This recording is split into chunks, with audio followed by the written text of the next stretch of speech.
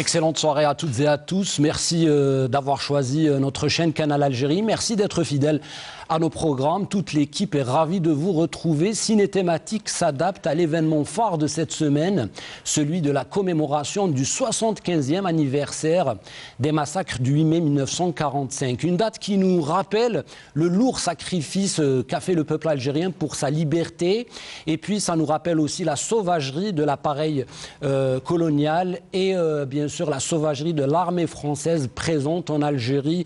Une date charnière, bien évidemment, le 8 mai 1945, une date qui va permettre l'accélération considérable du processus de libération de notre pays. Mais bien sûr, c'est une date qui marquera le XXe siècle à travers, bien évidemment, cette voie de la décolonisation qu'a ouvert l'Algérie pour le monde. Nous continuerons donc ce cycle consacré à la naissance du mouvement national dans notre pays, avec bien sûr au programme un documentaire que vous devez voir sur Canal Algérie. C'est un documentaire rare qui a été signé par René Vauthier, début des années 80, là où on retrouve de rares témoignages comme celui de l'écrivain, du poète, du dramaturge Keteb Yassine, qui parle de sa propre expérience lors du 8 mai 45 et comment il a été arrêté. Vous allez voir que dans ces témoignages, il y a des choses qui font vraiment froid au dos. Et puis, dans ce documentaire, il y a des Algériens qui vont parler tout simplement de leur aspiration, de leur espérance, de ce qu'ils veulent après, bien sûr, l'indépendance et construire un avenir prometteur pour l'Algérie, construit sur la paix et l'humanité, encore une fois. Et puis, nous allons entamer notre soirée aussi, ou nous allons continuer notre soirée avec l'enchaînement avec un film qui est très très rare, qui n'a pas été vu par les téléspectateurs. Il s'agit d'un film qui a été réalisé en 1975 par un enfant de la télé, un ami à nous, monsieur Mohamed Hazorli de Constantine, et qui parle justement des affres vécus par les Algériens durant le colonialisme et qui parle aussi de la Deuxième Guerre mondiale et du retour des Algériens qui étaient au front et qui vont être malmenés par la France coloniale, voire même assassinés, emprisonnés et subir tout cet appareil, comme je le disais tout à l'heure, sauvage. Je vous invite tout de suite à voir un extrait important de votre documentaire de ce samedi soir. L'histoire toujours présente sur Canal Algérie. C'est le sang de mai qui a ensemencé novembre, ou déjà le sang de mai qui a ensemencé novembre. C'est le titre de ce documentaire choisi par le cinéaste de la liberté René Vauthier. On regarde et on revient juste après. Merci. On voyait bien que c'était très grave. J'ai pris la décision de rentrer dans mon village parce que mon père était malade. L'armée est arrivée, il y a eu des scènes de viol, etc., mais ça je l'ai su après. Bref, l'armée a occupé le village, la région, et puis le 13 mai, on est venu me chercher à la maison, à la cité des civils. J'ai été arrêté, conduit à la gendarmerie, ensuite à Sétif, au camp d'artillerie, où là nous étions quelque chose comme 6 000. 6 000 Algériens de cette région-là. Et il y avait, moi j'étais jeune, j'avais 15 ans, mais il y avait plus jeunes que moi. Il y en avait qui avaient 12 ans, des gosses qui avaient été ramassés. C'était une sorte de coup de filet, à la gendarmerie par exemple, dans le village. On avait vu des corps, on avait vu des cadavres pour arriver à la gendarmerie. Et puis on entendait des coups de feu, souvent, surtout la nuit, tout près. Alors tout le monde pensait qu'on allait être liquidé. Bon, les gendarmes et l'armée amenaient tout le temps de nouveaux prisonniers et on comprenait bien qu'il y avait vraiment une vague de répression qui s'est poursuivie après. Et c'est à Sétif, surtout quand on est arrivé au camp, que nous avons commencé à avoir quelques informations et à comprendre l'ampleur du massacre. Oui, un documentaire à voir absolument sur Canal Algérie. Je disais tout à l'heure que ce sont des témoignages très très rares. Et puis on écoute et on voit Keteb Yassine qui parle de ce vécu terrible. Mais c'est ce même 1945, c'est ces mêmes événements qui vont éveiller en lui cette envie d'affirmer l'identité algérienne, de faire des recherches et aider à la libération du pays et continuer après la libération du pays à à reconstruire ce qui a été déconstruit, s'il vous plaît, depuis 1830 en Algérie jusqu'à 1962, c'est-à-dire la déconstruction de notre identité, de notre culture, de nos ancrages et de nos valeurs. Je vous ai parlé tout à l'heure de ce film qu'on a déniché, comme ça, le mot est utilisé, déniché dans nos archives, dans ce trésor précieux dont dispose la télévision algérienne, pour vous dire que la télévision algérienne s'est intéressée au traitement de ce sujet qui n'a pas été réellement soulevé par le cinéma le 8 mai 1945. On va parler après avec notre invité. Mais la télé a été dans l'avant-garde avec un réalisateur qui s'appelle Mohamed Hazorli, qui a travaillé sur cette thématique. Et le film s'intitule Douleur. Et on retrouvera dans ces films des noms comme Hassan Benzerari, Hassan Levgoun, Antar Hallel, qui compte son premier rôle. Et puis Ka'erer, un des comédiens les plus connus et qui nous a quittés dans l'indifférence la plus totale, sans faire de vagues. Mohamed Foughali, bien sûr, un nom connu. Hazorli Mahjouba et Abdelhamid Habbati, et c'est un hommage justement à ce comédien qui nous a quittés cette semaine. C'est une valeur du théâtre algérien, de la comédie algérienne, et on l'a bien vu dans Le Moulin de Monsieur Fabre, avec bien sûr cette interprétation intense. Je vous invite à voir un extrait de ce film très rare, comme je le disais, qui n'a pas été très diffusé à la télévision algérienne aujourd'hui. Bien sûr, on vous le propose en deuxième partie de soirée avec notre réalisateur Nabil Tribèche. On va voir un extrait. On revient juste après pour découvrir l'invité de la semaine.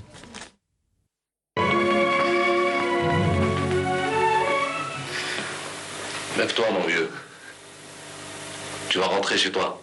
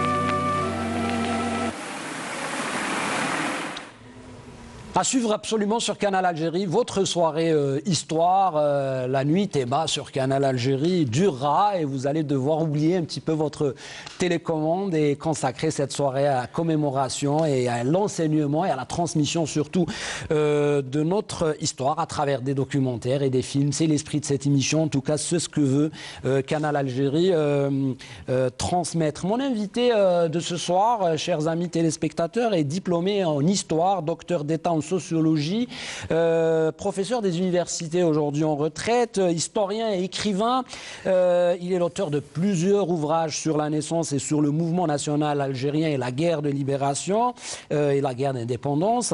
La musique algérienne, et il s'intéresse aussi à la musique. Il est scénariste de quelques films.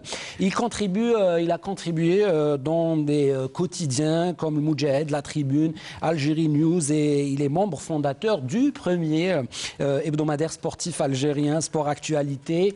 Il s'appelle Abdelmajid Merdassi et j'ai entre mes mains, bien sûr, son tout dernier ouvrage, 1er novembre 1954, La nuit des insurgés. On en parlera avec lui. Bien sûr, bonsoir, monsieur Abdelmajid Merdassi. Ça fait vraiment plaisir de vous retrouver sur les plateaux de Canal Algérie. Cher Ahmed, d'abord, merci de votre invitation. J'ai le sentiment que c'est une manière de résurrection. Je dois vous en remercier. Oui. Et effectivement, ça me fait plaisir de retrouver les plateaux de Canal. Oui. J'avais toujours eu la faiblesse de considérer que Canal c'était un peu ma seconde famille. C'est-à-dire, bon, j'y venais pour parler justement d'histoire.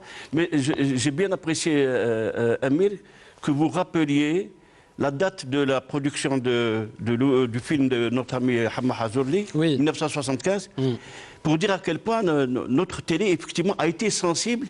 Et c'est un film rare. Et c'est vraiment un privilège que de pouvoir le redonner à voir au public algérien. Oui, faire revivre. Oui, oui. Mais pour revenir un peu à cette commémoration, moi je voudrais faire une observation de... Avant peut-être d'entamer notre thématique, on va aller doucement, on va aller step by step, on va installer cette thématique.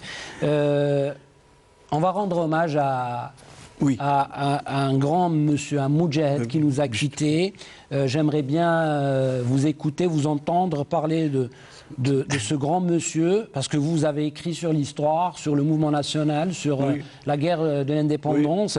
Le moudjahid Abdelkader Lamoudi, l'un des 2 derniers membres du groupe des 22. Il reste Admen Belouizet des 22, à qui, je veux dire, bon, nous devons maintenant présenter nos voeux maintenant de longue vie et de bonne santé. Ben, pour revenir sur Canal Algérie, et évoquer la figure du grand militant, c'est Abdelkader Lamoudi. Moi, j'ai eu le privilège de rencontrer sur les plateaux de Canal, en même temps que c'est Mohamed Moussati, tous les 2 membres du groupe des 22. Et c'est Abdelkader Lamoudi, c'est quelqu'un qui était, comment dire, d'une humilité exceptionnelle. L'humilité du patriote, de celui qui a le sentiment d'avoir fait ce qu'il devait faire. Et c'est vrai que, bon, c'est un personnage qui était d'une grande discrétion. Et on a le sentiment qu'il est passé à travers les mailles de l'histoire. Mais l'histoire est là. Abdelkader Lamoudi a fait partie de ce groupe fondateur, le groupe des 22 qui sont retrouvés chez Dessier en juin 1954 à l'initiative de Simon Boudiaf. Et il a fait sa part de travail. Il a été militant, il a été membre de... Bon, il a participé de manière active à la guerre d'indépendance. Il a été représentant du Front de Libération Nationale pendant la guerre de Libération Nationale. Et au lendemain de l'indépendance, c'est resté quelqu'un d'une grande discrétion. Et ensuite, bon, pour ne pas rappeler que c'est Abdelkader Lamoudi vient d'une région qui a donné beaucoup de grands militants. C'est Mohamed Aïssami, Rabbi Rahmoud. C'est l'Arbi Ben Mehidi. C'est le Hashmi Touroudi, l'Amr. C'est Brahim Chergui, Rabbi Yarhamou.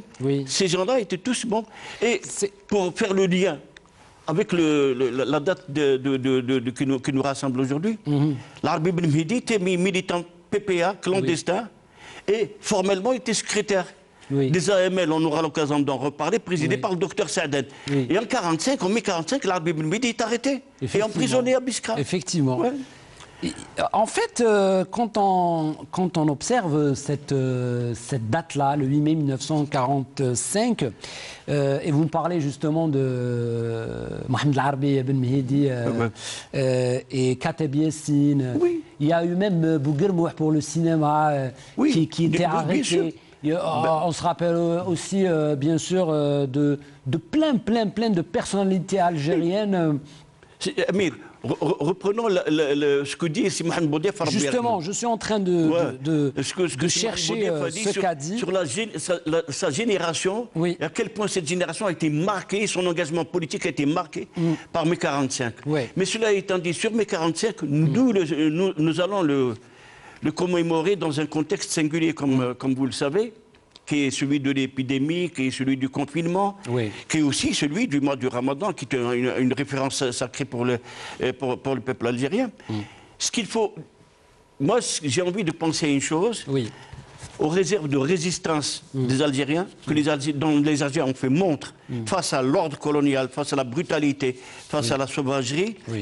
Et j'émets le vœu que cette résistance des aînés inspire les générations d'aujourd'hui, que les Algériens soient capables de résister aujourd'hui comme ils ont su le faire en 1945 à la sauvagerie de la colonisation. Alors je cite Mohamed Boudiaf, feu Mohamed Boudiaf, le président algérien assassiné qui nous a quittés, et puis bien sûr un grand moudjahid et militant de la cause algérienne. Il dit pour les militants de ma génération, le 8 mai 1945 fut le point de départ d'une prise de conscience et d'une rupture. Bien sûr, Et le documentaire justement de René Vauthier porte un nom aussi, un titre aussi évocateur. Déjà le son de mai, ensemencé novembre. Oui, mais c'est un joli titre. Et pour revenir à l'observation de C. Mohamed Boudefar, il faut dire que C. Mohamed jouera ensuite un rôle décisif dans le rassemblement, dans la fédération des militants de l'OS et dans la mise en place du processus conduisant à l'insurrection à travers le CRUA, la fondation du Front de Libération Nationale. Et on peut dire d'une certaine manière que mai 45, c'est l'ADN du 1er novembre. C'est vraiment l'ADN, c'est-à-dire que et pour des raisons aussi d'historique et de sociologie politique. Ouais. Juste pour un rappel, la guerre. En 1937, Messa Haj fonde le PPR. En 1939, les autorités françaises prononcent la dissolution du PPA. En 1939, début de la guerre, est entrée en clandestinité des militants PPA ici en Algérie. C'est un aspect décisif de la suite de notre histoire. Pourquoi? Parce que les militants que nous allons retrouver par la suite, dans le cadre de l'OS, dans le cadre du CRUA, dans le cadre du FLN, pour l'essentiel, c'est la souche PPA, elle appelle la souche PPA clandestin. Et de la souche PPA clandestin, ils ont vécu leur formation politique dans la clandestinité et avec l'objectif fixé par l'étoile nord-africaine et repris par le PPA, l'indépendance nationale. C'est cet ADN-là que nous allons retrouver dans le groupe des 22 et dans le processus insurrectionnel de novembre. Vous nous dites que pour parler du 8 mai 45, il ne faut pas oublier, il ne faut surtout pas... négliger la date du 1er mai 1945. Tout à fait. Mais c'est un très bon rappel qui s'impose. Pourquoi? Parce que c'est vrai que nous avons dans notre mémoire le mai 45 et les massacres. Même si nous n'avons pas tous les éléments, même si nous n'avons pas... Mais d'une certaine façon, le 1er mai est un peu occulté par le caractère massif de ce qui s'est passé le 8 mai. Mais il faut rappeler... le 1er mai 1945, le PPA clandestin appelle à la manifestation pour la journée internationale des travailleurs et appelle à la formation d'un cortège autonome du PPA avec les mots d'ordre du PPA. Le principal mot d'ordre, entre autres, c'est la libération de Messa Haj. Messa Haj qui était emprisonné, qui était en résidence surveillée en Algérie et qui a été transféré la veille du 1er mai au Congo, à Brazzaville, et qui était mis en résidence surveillée là-bas. Donc il y a eu des cortèges à travers les principales villes d'Algérie. Et il y a eu des massacres à Alger, il y a eu des arrestations massives à Oran, il y a eu des arrestations à Constantine. Mais, pardon, ce qu'il faut préciser, c'est que les forces de sécurité françaises tirent sur le cortège du PPA. Il y a eu plusieurs morts. Henri Alec parle de 8 morts.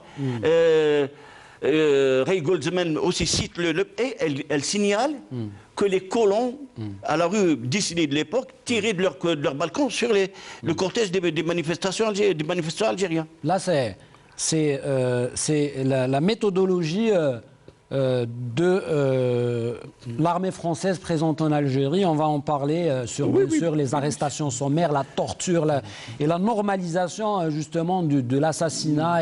Pardon, Emile, juste pour rester dans l'esprit de l'évocation, il faut évoquer les 4 dirigeants du PPA d'Alger, notamment Mohamed Belhafaf, qui sont les premiers martyrs de mai 45. Effectivement, ici à Alger. Tout à fait. J'ai envie de faire une reconstitution historique, c'est-à-dire revenir au contexte réel. Tout à fait.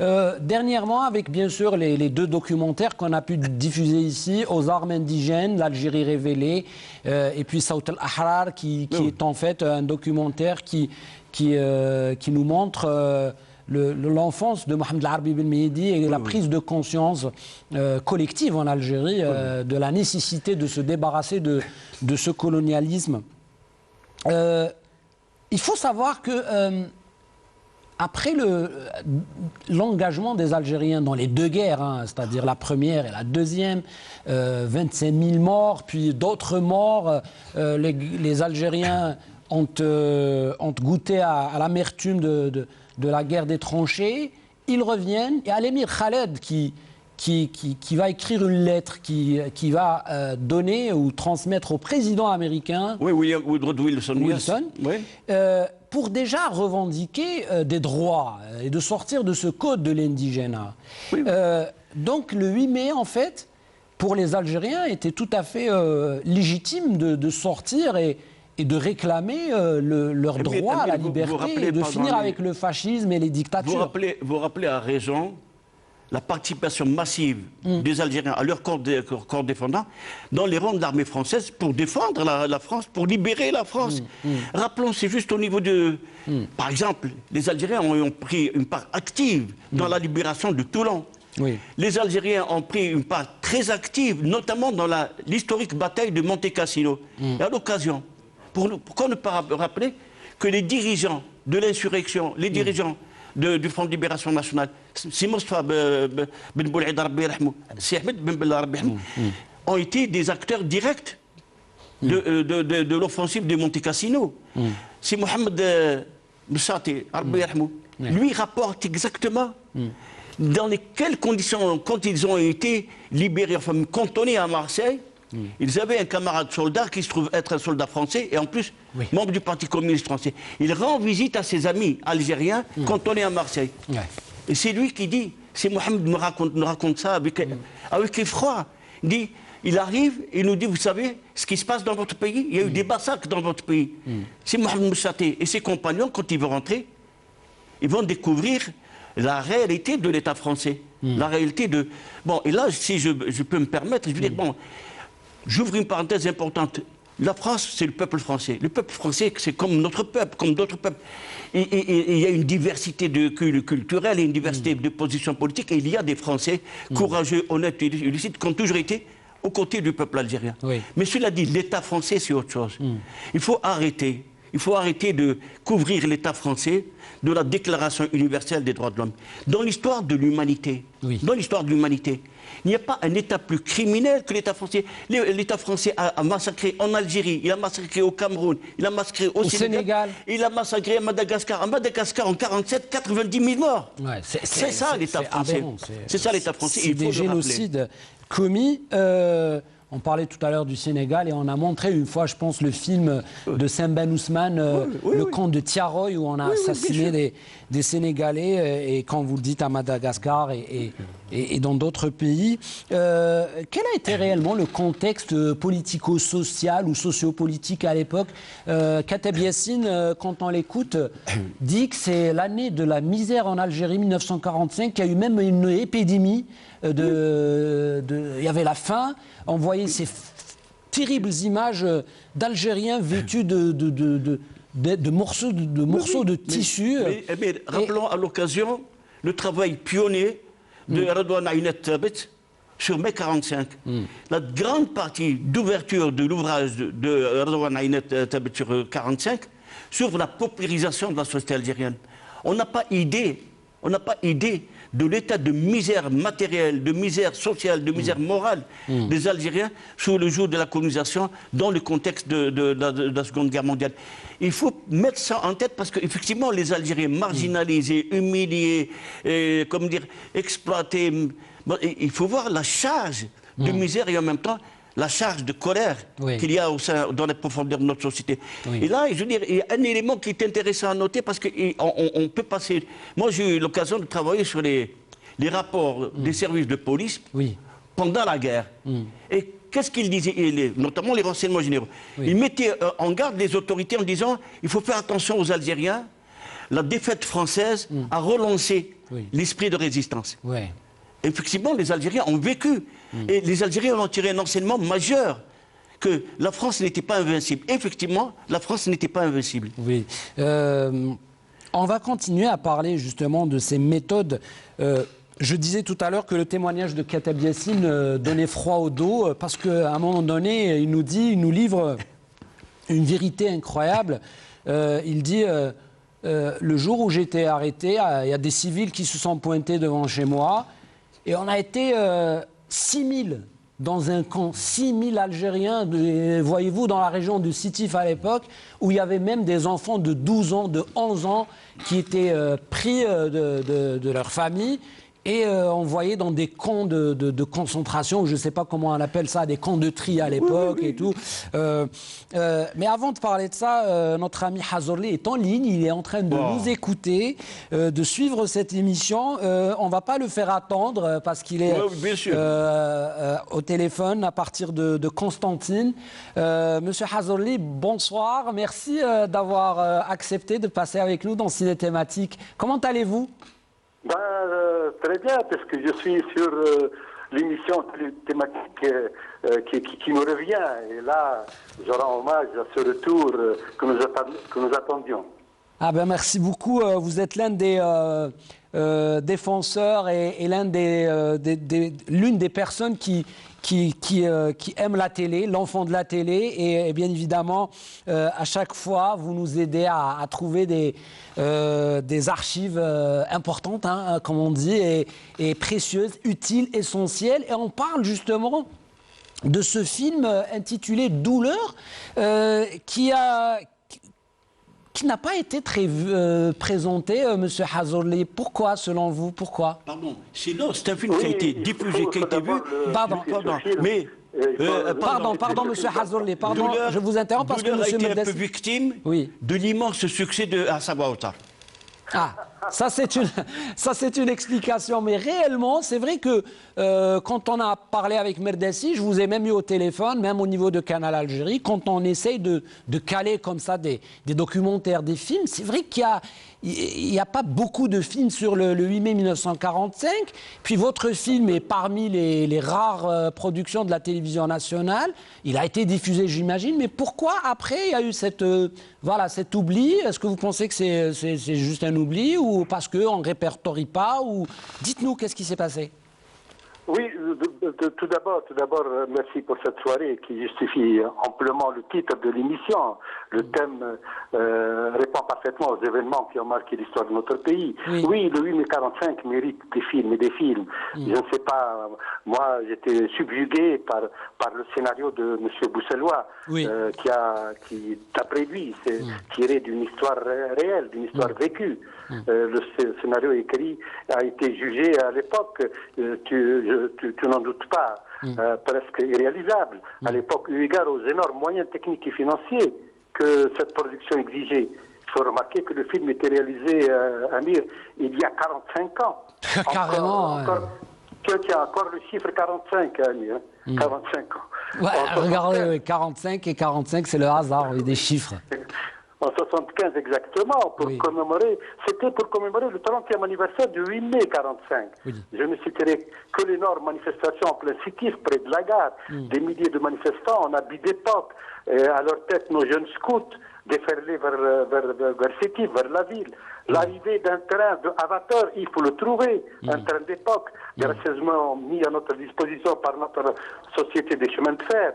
La mobilisation de la gare de Sétif, toute la gare, toute la ville, l'intervention de notre armée de Ain Arnat. Donc, c'est ça qui a fait un peu, je dirais pas peur, parce que le film a été aussi sollicité par d'autres réalisateurs, mais qui avaient peur un peu de la lourdeur, de cette spécificité de ce film qui présentait à l'époque, en 75, avec les moyens que nous avions à l'époque. On travaillait à caméra film. Il y avait un grand directeur de photo aussi. Il faut rendre hommage à notre Aed Nordine qui a assuré l'image, l'un des plus grands, celui qui a été à l'origine de l'image du premier film, l'un des premiers longs métrages algériens, La Nuit à Place du Soleil.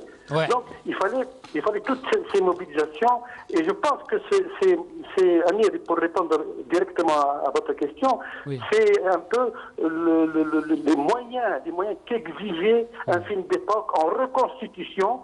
Et comme tu sais, nous avons travaillé dans des décors réels. Nous avons travaillé dans la ville de Sétif avec quelques replâtrages, avec quelques changements, mais la volonté et surtout le devoir que nous avons envers notre histoire. Il fallait faire ce film et on a eu vraiment toutes et vous continuez toujours à faire des productions. Je pense à votre film Les Intrus aussi, qui parle attendez, j'y arrive. les intrus. Et on a avec nous M. Merdassi qui était... Non, je suis le frère du scénariste. Bah oui, votre frère, et vous étiez dans l'aventure aussi, parce que vous suivez de près ce que fait M. Hazorli.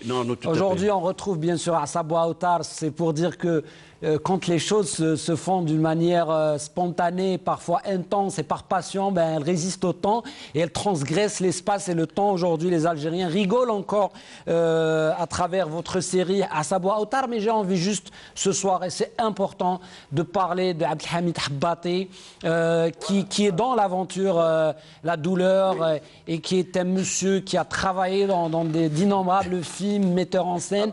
Qu'est-ce que vous pouvez dire aujourd'hui, témoigner de ce monsieur qui nous quitte quand même, voilà, son verre de vague, comme tous les artistes algériens malheureusement? Oui, c'est d'abord un ami de plus de 50 ans, Amir. Merdassi est au courant. C'était une première rencontre il y a plus de 50 ans, et c'est l'acteur qui cadre très bien. D'abord, c'est un grand comédien de théâtre, un metteur en scène de théâtre. Il vient de théâtre. Mais c'est l'un des rares qui passe du théâtre au cinéma avec beaucoup d'aisance. Ouais. Il est tellement naturel au cinéma qu'on ne croirait pas qu'il vient du théâtre. Parce que c'est délicat de passer du théâtre au cinéma.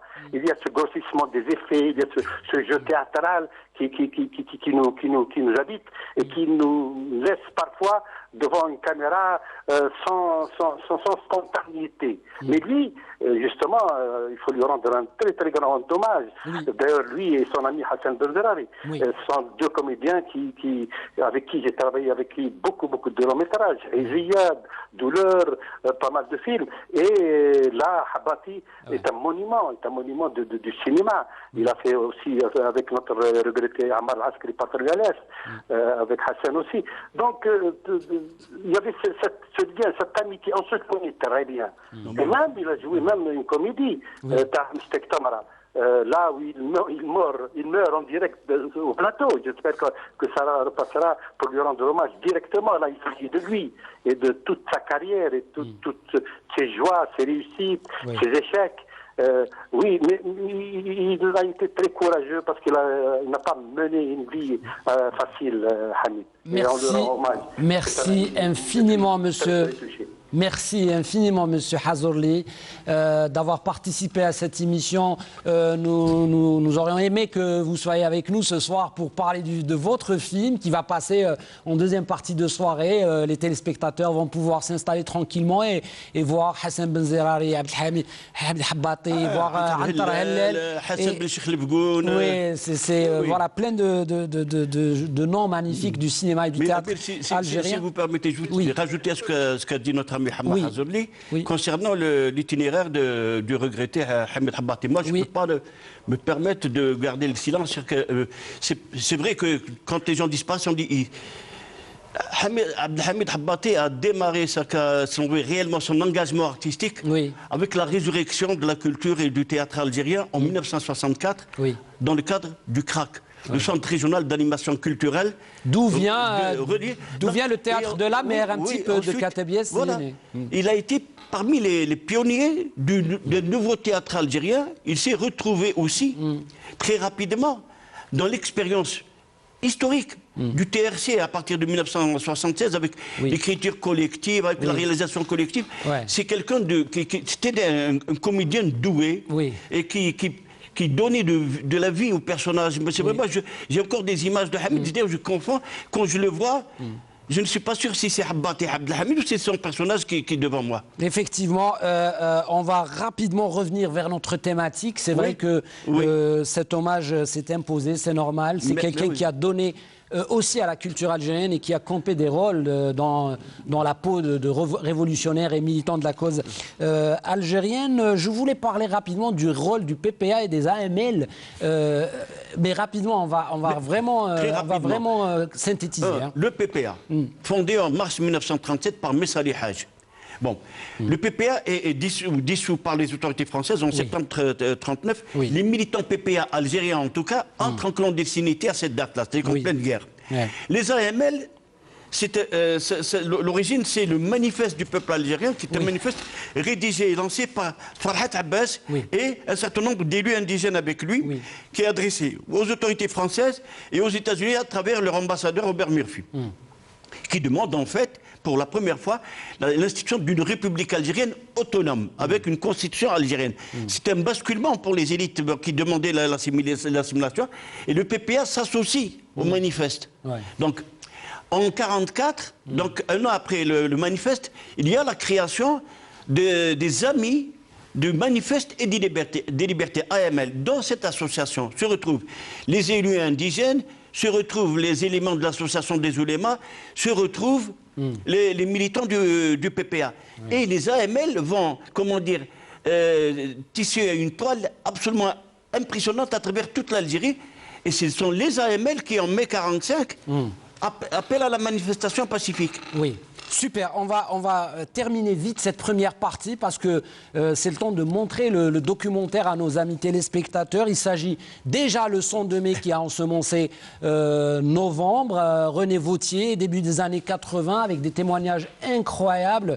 Vous allez voir justement ce processus de colonisation et comment les premiers expéditionnistes ont complètement noirci l'image du peuple algérien et de la civilisation algérienne et de ce peuple algérien et de cette terre algérienne fertile. Bien sûr, après, on va en parler sur les 45 000 morts, sur l'omerta de la France et justement ces vérités cachées à partir, bien sûr, de cet État français qui ignore les pertes humaines en Algérie. On regarde ce documentaire, déjà le son de mai qui a ensemencé novembre, René Vauthier, ça va durer même pas 30 minutes et on revient avec Meldessi pour continuer la soirée et parler d'éléments très importants pour vous éclairer sur le 8 mai 1945. Bon doc sur Canal.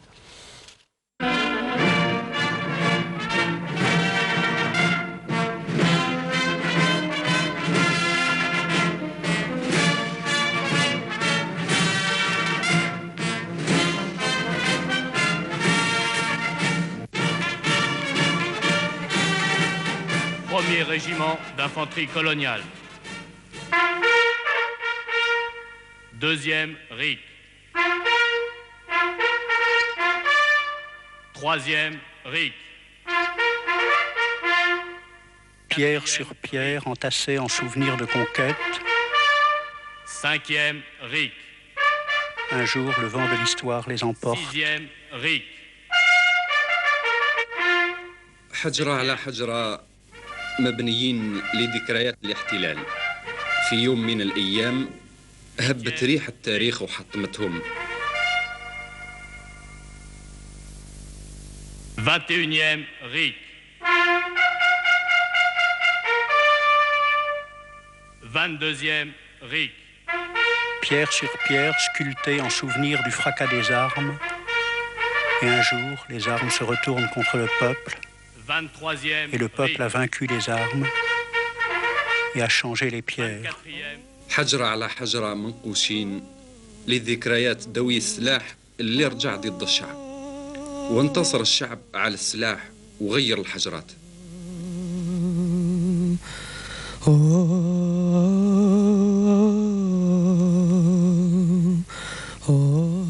Pierre sur pierre, nous avons bâti au-dessus de notre ville pour la révolution de novembre, en souvenir, non pas dalles pesantes pour écraser les martyrs dans l'oubli, mais vrilles de pierre du sol au ciel. حجرة على حجرة بنينا مدينتنا من أجل ثورة نوفمبر بدون إسمنت حتى ما ننساش الجبال. مدينتنا بنيناها من الحجر من الأرض للسماء.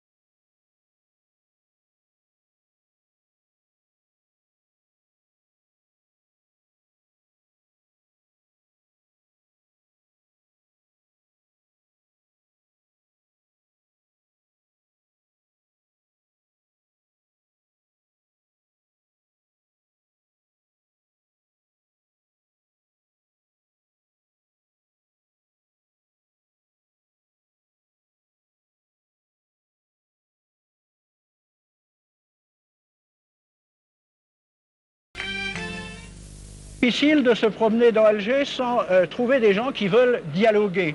Et ici, il y a devant moi Ismet. Alors Ismet, qu'est-ce que tu veux, toi? Alors moi, j'ai l'idée de créer un dialogue entre jeunes Français et jeunes Algériens. Alors ça, peut-être par l'intermédiaire, en passant par le truchement d'un lycée.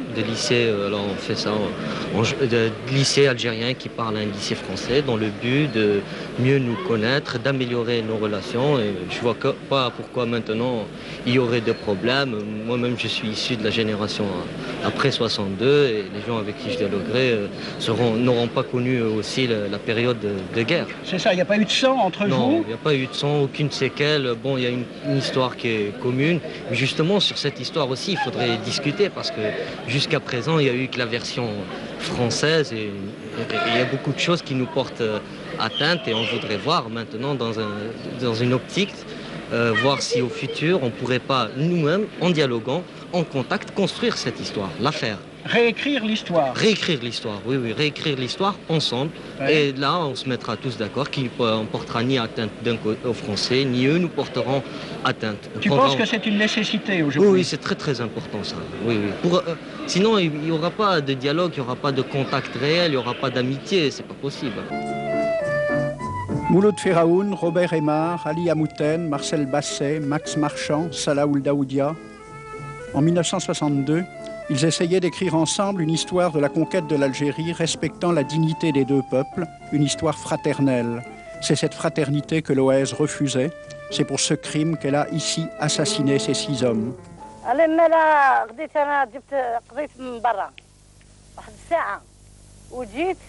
نلقى رومية قالت لي راه خشوا 4 نتاع البواس لهنا. قلت لها وين راحوا؟ قالت لي راهم ورا البراكه.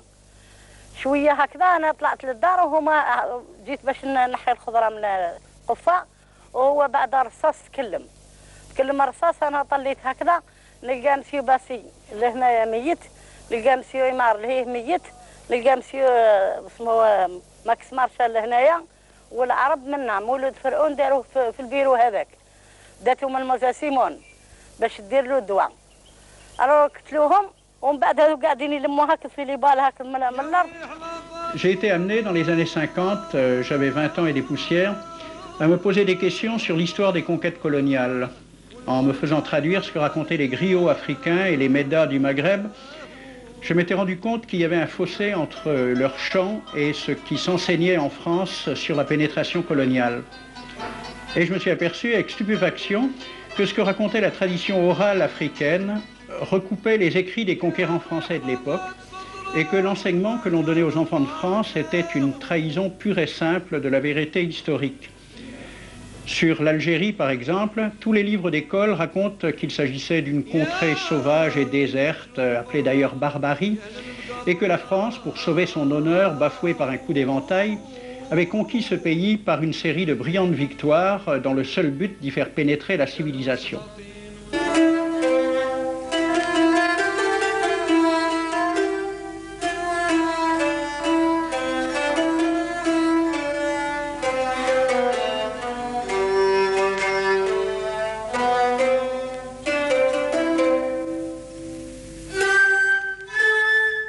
Aujourd'hui, j'ai trouvé à Alger un photographe algérien qui a entrepris de mettre en lumière ce qu'était Alger avant la conquête, en se servant uniquement de dessins et croquis de voyageurs de l'époque. Monsieur Kouassi, vous êtes photographe et vous sortez une première œuvre éditée. Cette première œuvre éditée, si vous aviez à la présenter, vous diriez quoi? C'est une œuvre à caractère historique, Algérie d'hier, Algérie de toujours. En arabe, Jazair al-Ams, Jazair al-Khalida, qui retrace un peu, en gravure d'époque, la vie en Algérie avant la colonisation française. Ces gravures m'ont permis de montrer au public que l'Algérie existait bien, avec ses villes, avec ses coutumes, avec ses traditions.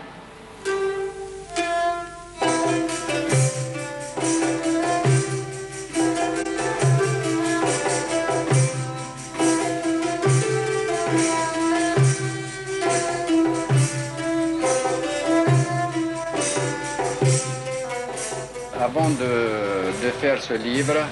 J'ai organisé plusieurs expositions à travers l'Algérie, avant l'indépendance, à l'extérieur, dans les pays maghrébins, en France même, en Europe. Et j'ai constaté l'intérêt et l'étonnement que les gens éprouvaient en voyant ces gravures. Ce livre appuie d'une façon modeste, bien sûr, l'idée que l'Algérie était au même point que toutes les nations d'Europe.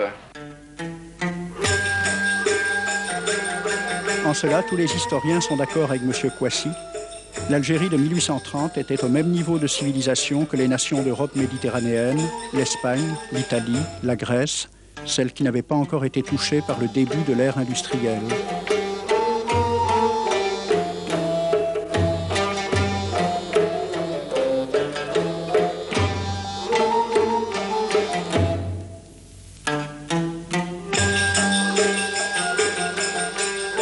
Ces documents faits par des Français, par des Hollandais, par d'autres artistes européens n'ont jamais été diffusés à grande échelle. Parce que, justement, ça montrait que l'Algérie existait, malgré ce que nous avions appris à l'école française pendant la colonisation, que l'Algérie était un pays de marécage. C'est des documents qui retracent tout de même une vie réelle. Je pense que c'est l'honnêteté, que c'est un rétablissement normal de la vérité.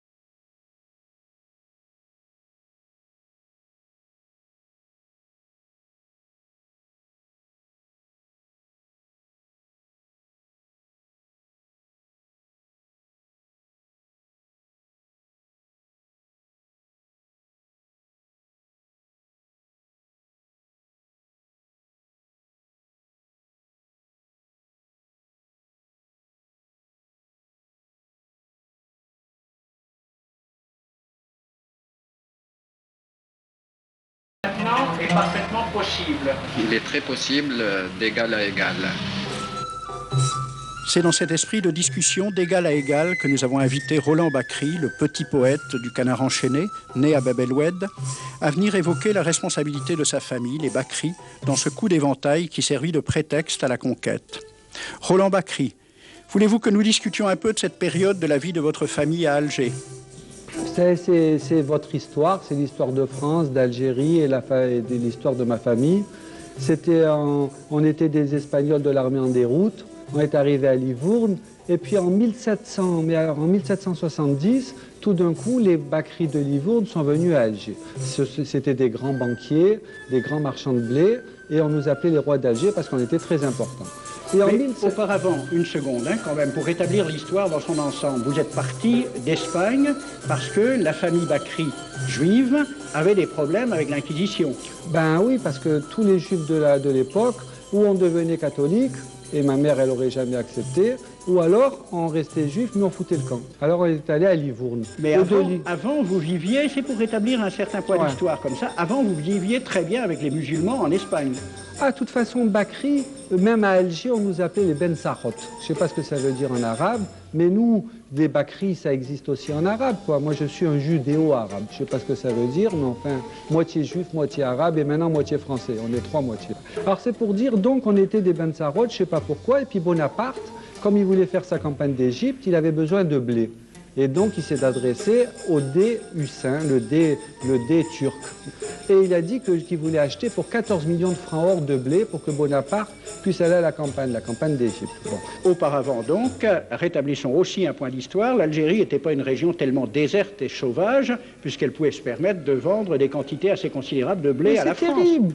Le DUC n'arrivait pas à récupérer 14 millions de francs or. La France devait de l'argent au Dey d'Alger. C'est ça. Et au Bakri, bien sûr, puisque nous, on était les mandataires. Alors, M. Roland Bakri, c'est Bakri qui a obtenu les créances et qui est parti les présenter en France dans l'espoir de se faire payer par le gouvernement français les dettes datant de cette commande faite par Bonaparte en 1795. En 1795 et qui, en 1827, n'est toujours pas payé. Toujours pas. Alors, donc, le consul de France reçoit mission d'aller voir le Dey, ou c'est le Dey qui lui demande de venir le voir? Non, c'est pareil, sur un bourricot, et il monte les petites rues de la Casbah, avec des poternes, des lanternes, et en fait, tout ce que vous connaissez, la Casbah d'Alger. Hein, et il arrive au palais qu'on a appelé par la suite le palais de l'Éventail. Vous connaissez, dans la Casbah, il y a le palais de l'Éventail, du coup d'Éventail. Bref, il arrive là-bas, et puis... D'abord, c'est tiens mon frère, enfin tout ça, c'est toutes les salam alek d'usage. Hein. Et ça tourne vite à l'aigre. Ils se traitent de tout, et l'autre, un il prend la mouche, l'autre il prend le chasse-mouche, et il donne un coup sur la... Alors, point historique, c'est un chasse-mouche ou c'est un éventail. Bref, le consul, il est tout rouge de la gifle, et ainsi de suite, il repart là-bas. Et puis il dit, voilà, ils m'ont donné une gifle, etc. Et l'autre, en colère, il dit, bon, ben, puisque c'est comme ça, il appelle le général de Bourmont, garde à bout fixe, allez rompre les négociations, ils rompent les négociations, et on va envoyer les troupes à Sidi Ferruche, parce que là-bas, il paraît qu'il y a une plage terrible. Et c'est en 1830 que vous savez que les troupes françaises ont débarqué. Voilà. Monsieur Bakri, vous dites, pour défendre l'honneur de vos aïeux, que la dette française n'avait pas été réglée au Dey. Ça, c'est un fait, c'est sûr. Mais est-ce qu'elle n'avait pas été réglée au Bakri? Parce que... C'est très compliqué. C'est pas si compliqué que la histoires d'argent, c'est compliqué si on se réfère aux historiens qui ne sont pas comme vous, des historiens de rien. Oui, je sais. Il y a monsieur Charles-André Julien, qui est un grand spécialiste des questions, qui vous a écrit, il y a quelques années, « Mon cher Bakri, tu as touché en 1800 un premier acompte de 3 175 000 francs, puis un second de 1 200 000 francs grâce à l'intervention de ton ami Talleyrand. Pardon. Tu lui avais d'ailleurs considérablement graissé la patte. Et tu lui avais tellement graissé la patte qu'il en était devenu boiteux. C'est passé dans l'histoire. En 1819, ce même boiteux t'a fait obtenir 7 millions par un vote des chambres. Tu as fait une admirable affaire et du même coup roulé le Dey d'Alger, qui était le seul créancier valable et qui n'a pas touché un sou. D'où le coup d'éventail. Tu as quand même une lourde responsabilité familiale. Faut reprendre l'histoire telle qu'elle est. Cher Bakri, c'est justement ce que souhaitent les Algériens qui n'ont récupéré en 1962 dans les bâtiments officiels d'Alger que bien peu de documents d'archives.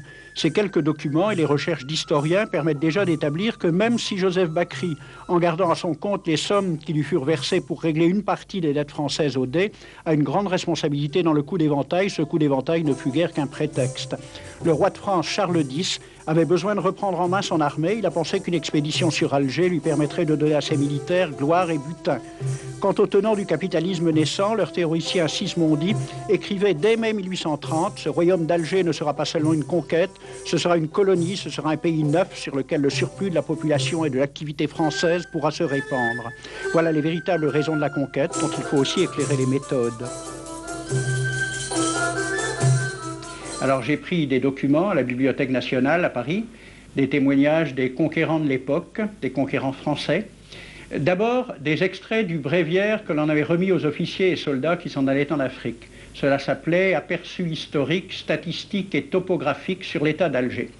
Voici quelques-uns de ces extraits. Ces contrées sont des terres vacantes, abandonnées aux mauvaises herbes par la paresse et l'indolence des morts. Les femmes du pays sont livrées par la paresse des Arabes, qui passent toute leur vie à fumer, à la turpitude de mœurs extrêmement relâchées. Elles n'ont pas de religion. Beaucoup doutent qu'elles aient une âme immortelle et croient qu'elles ne sont faites que pour la reproduction. Le climat aidant, les femmes sont nécessairement disposées au plaisir. Alors, allez-y, des terres vacantes et des femmes consentantes qui n'attendent que les soldats français. Et puis, à côté, j'ai vu d'autres documents qui marque l'étonnement des officiers français qui débarquaient en Afrique. C'est Campagne d'Afrique en 1830 par un officier du corps expéditionnaire. Cette terre, qu'on avait présentée comme sauvage et inhabitée, est couverte de jolies maisons de campagne entourées de jardins. Toutes sont bâties sur des hauteurs dont les mouvements onduleux contrastent tout à fait avec l'aridité des côtes de Provence. La végétation y est superbe, et partout des sources et des courants d'eau fécondent la terre. Les fruits y sont en abondance, un grand nombre d'aqueducs amènent les eaux jusqu'à la capitale. Et le maréchal Bugeaud lui-même. J'ai reconnu que l'Algérie produit beaucoup de grains, une immense quantité de bétail. L'immensité des terrains ensemencés atteste l'existence d'une population beaucoup plus nombreuse qu'on ne le pensait. Le commandant Claude-Antoine Rosé, dans Voyage dans la Régence d'Alger en 1833. Presque tous les hommes savent lire et compter. En France, on compte à l'époque 40% d'analphabètes. Ainsi, les soldats qui débarquent sont en général moins instruits que les sauvages qu'ils viennent civiliser. Le ministre de la guerre de l'époque, il s'appelait Girard.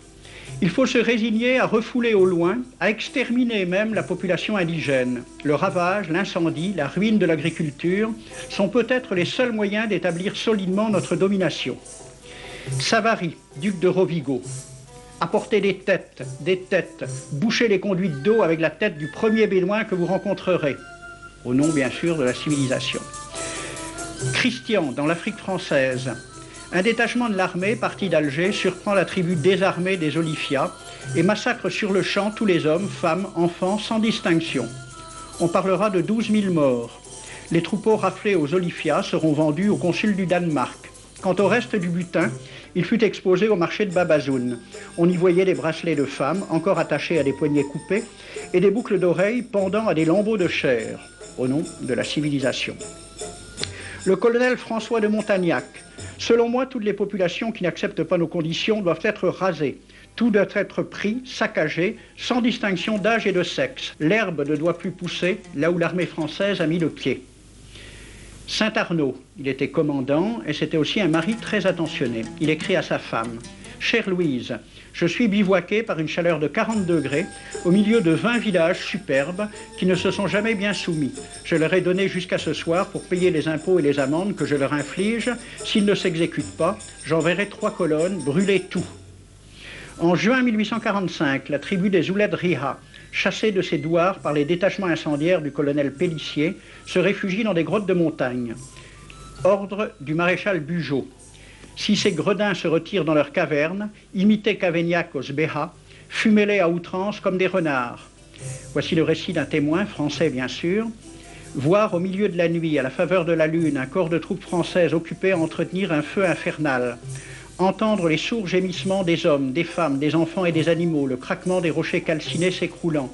Le matin, quand on chercha à dégager l'entrée des cavernes, gisaient des bœufs, des ânes, des moutons. Parmi les animaux, entassés sous eux, on trouvait des hommes, des femmes, des enfants. J'ai vu un homme mort, le genou à terre, la main crispée sur la corne d'un bœuf. Devant lui était une femme tenant son enfant dans ses bras. Cet homme avait été asphyxié au moment où il cherchait à préserver sa famille de la rage de cet animal. On a compté 760 cadavres. Le 8 mai 1845, Saint-Arnaud découvre 500 Algériens qui s'abritent dans une grotte entre Ténès et Mostaganem. Saint-Arnaud ordonne à ses soldats de les emmurer vivants. Il écrit « Je fais boucher hermétiquement toutes les issues et je fais un vaste cimetière. La terre couvrira à jamais les cadavres de ces fanatiques. » C'est à peu près ce qu'ont dit les Allemands en massacrant le village d'Oradour-sur-Glane. Montagnac, toujours lui, le colonel. Voilà comment il faut faire la guerre aux Arabes. Tuer tous les hommes jusqu'à l'âge de 15 ans. Prendre toutes les femmes et les enfants. Vous me demandez ce que nous faisons des femmes que nous prenons? On en garde quelques-unes comme otages. Les autres sont échangées contre des chevaux et le reste est vendu à l'enchère comme bête de somme. Toujours au nom de la civilisation. Nous rapportons un plein baril d'oreilles récolté pair à pair sur les prisonniers. Il contient même celle d'un de nos 58 gendarmes morts de maladie. 2 pièces de 100 sous ne sont pas à dédaigner. Le maréchal Soult, ministre de la guerre, répondant à des questions à la Chambre des députés. En Europe, un tel acte serait horrible et détestable. En Afrique, c'est la guerre même. C'est la guerre même, c'est du moins ce que dit le ministre français, mais en face, voici un décret pris par l'émir des Arabes, l'émir Abdelkader. Tout Arabe qui amènera vivant un soldat français recevra pour récompense la somme de 8 douros. Tout Arabe qui aura un Français en sa possession sera tenu de le bien traiter et de le conduire le plus promptement possible, soit devant le califat, soit devant l'émir lui-même. Dans le cas où le prisonnier aurait à se plaindre de mauvais traitements, l'Arabe n'aura droit à aucune récompense. À la lecture de ce décret, question d'un soldat algérien, quelle récompense pour un prisonnier vivant? L'émir répond 8 douros. Et pour une tête coupée, l'émir répond 25 coups de bâton sur la plante des pieds. De quel côté était la civilisation? J'ai donc fait ce film avec les citations et des dessins et gravures qui étaient à la Bibliothèque nationale à Paris, et j'ai proposé le film à la Ligue de l'enseignement pour qu'il soit projeté dans les lycées et collèges de France et de Navarre. La Ligue de l'enseignement l'a refusé avec cette appréciation. Quoique très correctement réalisé et basé sur des documents indiscutables, ce film va à l'encontre de toutes les idées qui servent de base à l'enseignement de la pénétration française en Afrique du Nord, ce qui rend sa diffusion impossible. C'était reconnaître que l'enseignement n'avait pas pour but l'éducation, c'est-à-dire l'ouverture vers la réalité, mais l'endoctrinement au service d'une idée politique, ici le colonialisme. C'est cet enseignement, cette information de type colonial dont les Français ont été abreuvés qui a contribué à creuser le fossé en gommant toutes les luttes menées par les Algériens dont le combat ne s'est pas arrêté avec l'exil d'Abdelkader. L'histoire de ces luttes, occultées en France, constitue la saga de l'Algérie réelle, celle de la mémoire populaire. C'est le chanteur Fergani célébrant les batailles menées par Ahmed Salah Bey. C'est l'épopée de Leila Fetman Soumer dans les montagnes de Kabylie. La révolte des Oulettes Sidi Cher, dont les soldats français firent sauter la Kouba.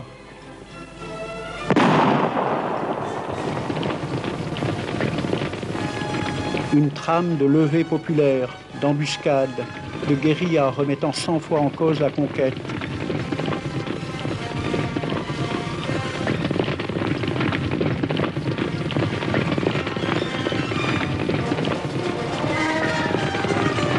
Dans les campagnes algériennes, des noms de héros s'implantaient par les voix des Meddas, dans les têtes et dans les cœurs, parce qu'ils étaient tombés en résistant.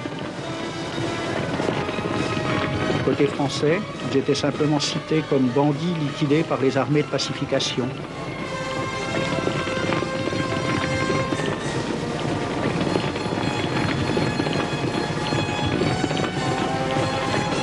Areski Ben Béchir, Abdoun Ben Ahmed Ben Saïd, Kaddour Ouzian El Kalaï, Yacoub Ben Soltan, Sisliman,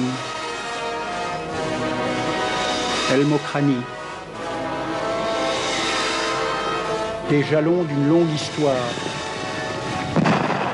À chaque levée populaire, la répression s'abattait, l'administration coloniale confisquait de nouvelles terres et implantait de nouveaux colonisateurs. Des colonisateurs qui, aux yeux des populations algériennes, ne pouvaient être que des usurpateurs de titres, de droits, s'appropriant par la force les terres les plus fertiles. Aujourd'hui, on peut dresser la liste des révoltes et des répressions, des spoliations, une carte des révoltes algériennes, jalonnée d'oradours.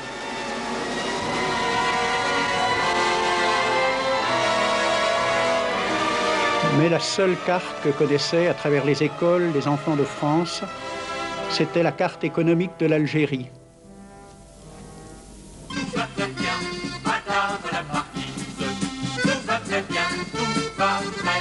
Agrémentée quelquefois de dessins montrant en fait une province française bien pacifique, bien mise en valeur, où poussaient blé, vignes et arbres fruitiers, où le facteur arrivait à l'heure et le médecin au premier appel. Une vision idyllique, sans aucun rapport avec la réalité. C'est l'autre aspect de l'histoire restée vivace dans les mémoires populaires, que des peintres algériens ont collectivement entrepris de mettre en image, depuis les révoltes contre les conquérants romains jusqu'à la révolution qui amena l'indépendance. Le collectif pictural a été placé sous la direction de Mohamed Issiakem, peintre algérien internationalement connu pour son talent et connu aussi en Algérie pour son esprit anticonformiste. On a considéré que les artistes algériens ne se supportaient pas les uns les autres. Nous leur donnons ici même la preuve qu'ils peuvent écrire leur histoire ensemble. Vous les voyez bien tous, tellement différents les uns des autres qu'on ne le sent même pas.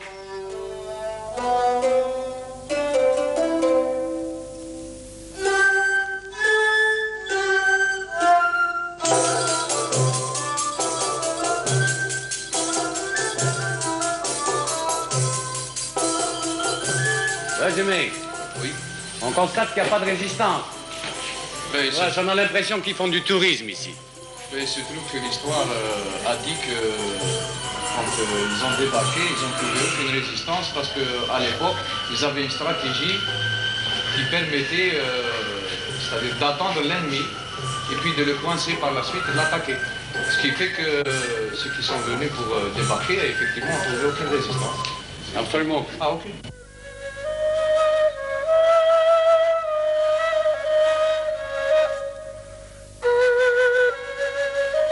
Autrement dit, vous êtes en train maintenant de rendre à l'Algérie toute une image qui lui a été confisquée par le colonisateur. Absolument, absolument. Et sans haine.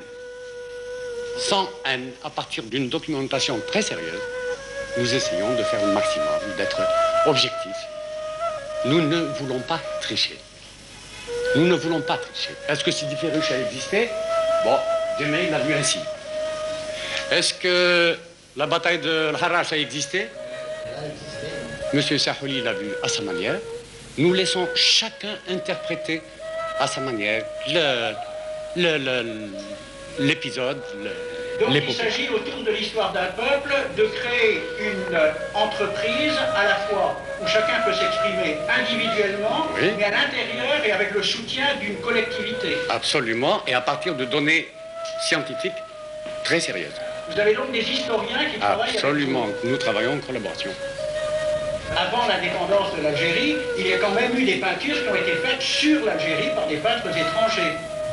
Bon, si vous voulez nous ramener un petit peu aux orientalistes, aux orientalaneries, parce que vous savez, moi je suspecte tout ce qui a été fait par les orientalistes, sincèrement. On les appelle orientalistes, je me demande pourquoi d'ailleurs. C'était peut-être des touristes, ils appartenaient à une collectivité, peut-être. Bon, ils ont essayé d'imaginer certaines batailles, mais ils ne les ont pas vécues. Ce sont des informations suspectes qu'ils ont recueillies chez... Je ne les appelle même pas des envahisseurs.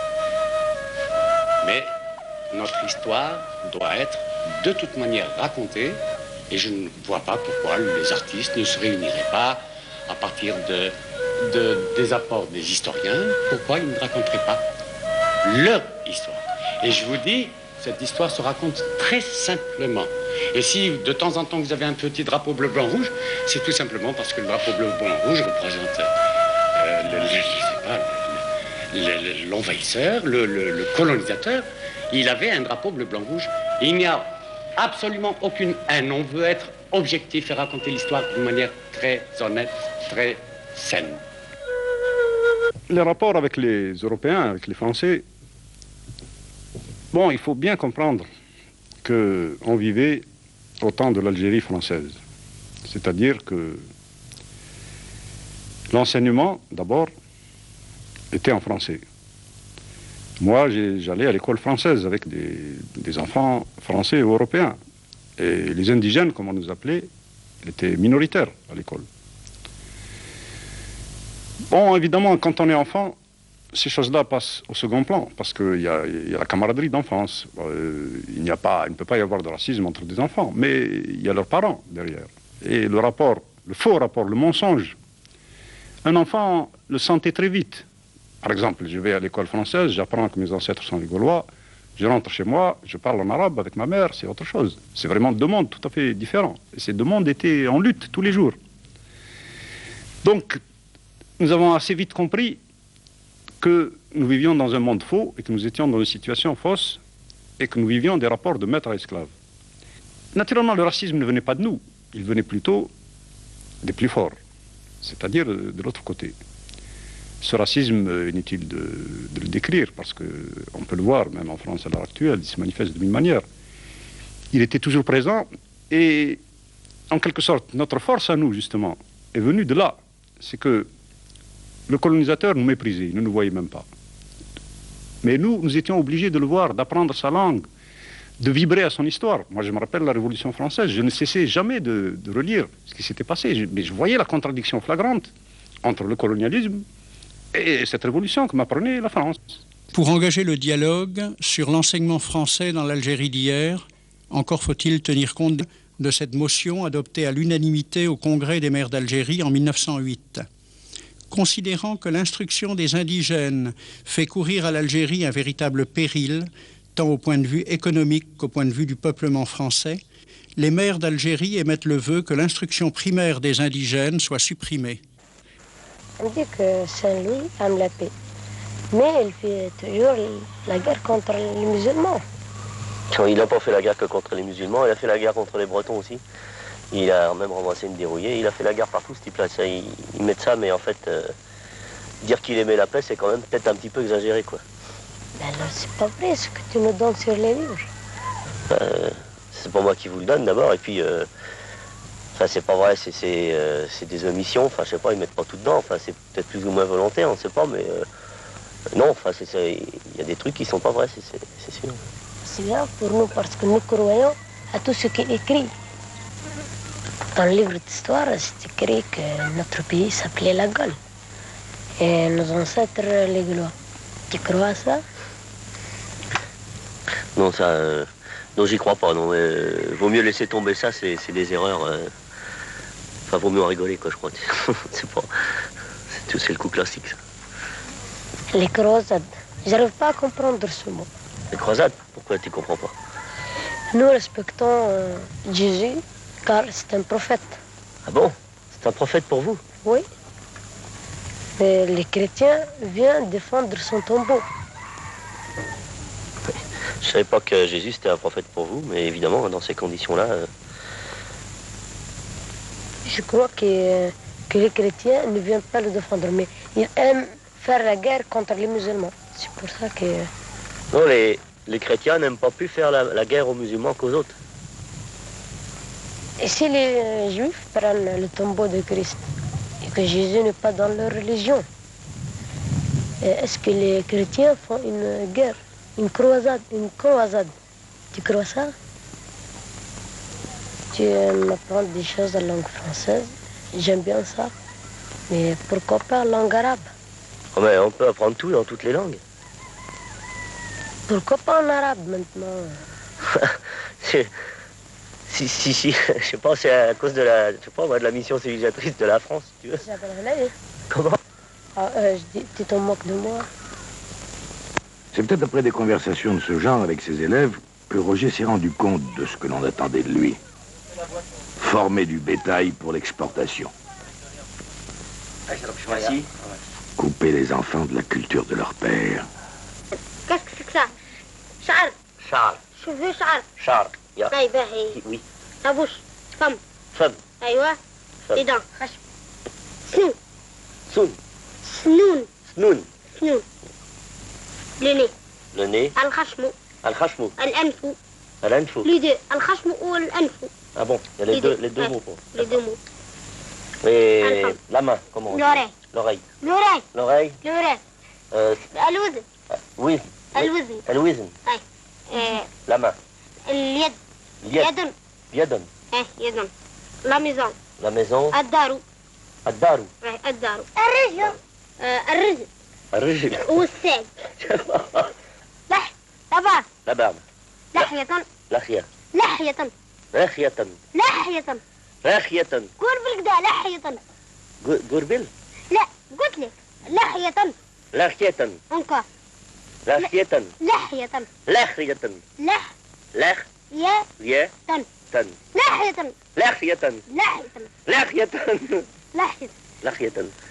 Et la France, ils ne connaissent même pas les préfectures. Et pourtant, qu'est-ce que nous formons? Beaucoup d'entre eux iront travailler en France. L'industrie française a besoin d'eux. Un de vos élèves m'a dit que si Saint-Louis était mort devant Tunis, il n'avait qu'à ne pas y venir. Je peux difficilement admettre ce genre de réflexion. C'est moi qui l'aurais appris ça. Eh oui, oui, quand même. C'est bien d'adapter le calcul aux problèmes locaux. Mais, encore une fois, monsieur Le Floch, il risque d'être perdu au certificat. Nous en sommes encore aux histoires de trains qui partent d'une gare pour aller dans une autre gare. J'en ai vu de train. Ou de baignoires et de robinets, des problèmes de robinets. J'ai jamais vu de baignoire ni de robinet non plus. Et ils en verront quand ils iront en France. Puis ça va bien comme ça, hein, avec vos robinets, vos baignoires, vos trains, vos machins, vos Saint-Louis et vos bouquins racistes. Tenez, je m'appelle Le Flore, pas Le Floch, ni Le Floch. C'est un nom breton. Allez, quel heure, monsieur l'inspecteur? Ça se dit comme ça. Allô? Allô? Ah, docteur Crépin. Oui. Inspecteur Janvier. Non, pas inspecteur de police. De l'éducation nationale. Vous êtes tout excusé. Par les temps qui courent, on peut confondre. Oui, justement. Monsieur Le Floch. Oui, examinez-le sérieusement, docteur. Non, non. Sur le plan mental. D'ailleurs, vous aurez mon rapport, n'est-ce pas? Oh, une agressivité pathologique. Qu'il se repose 1 mois, 2 mois. Merci, docteur, merci. J'étais un bon sujet, bien sage. Je croyais ce qu'on me disait. J'étais convaincue que tout ce qui se trouvait en rose sur les cartes du monde, c'était français. Et j'ai été extrêmement scandalisée lorsque j'ai appris que des gens qui vivaient sur ces cartes, sur cette partie rose de la carte, n'avaient pas exactement le même passeport que moi.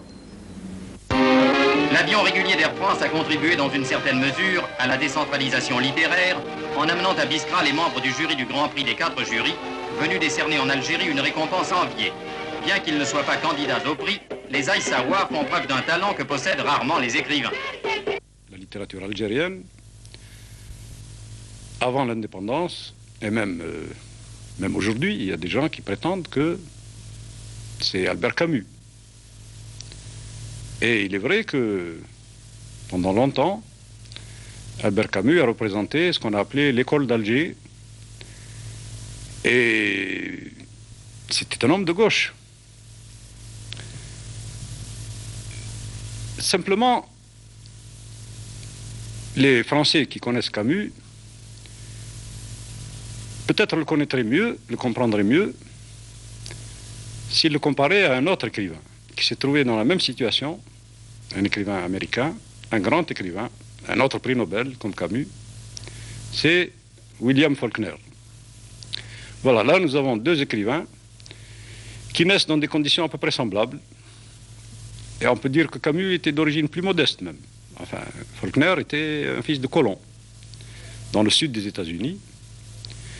Il était dans la même position à peu près, dans la même situation fausse, c'est-à-dire il vivait parmi les Algériens, Faulkner vivait parmi les Noirs du sud des États-Unis.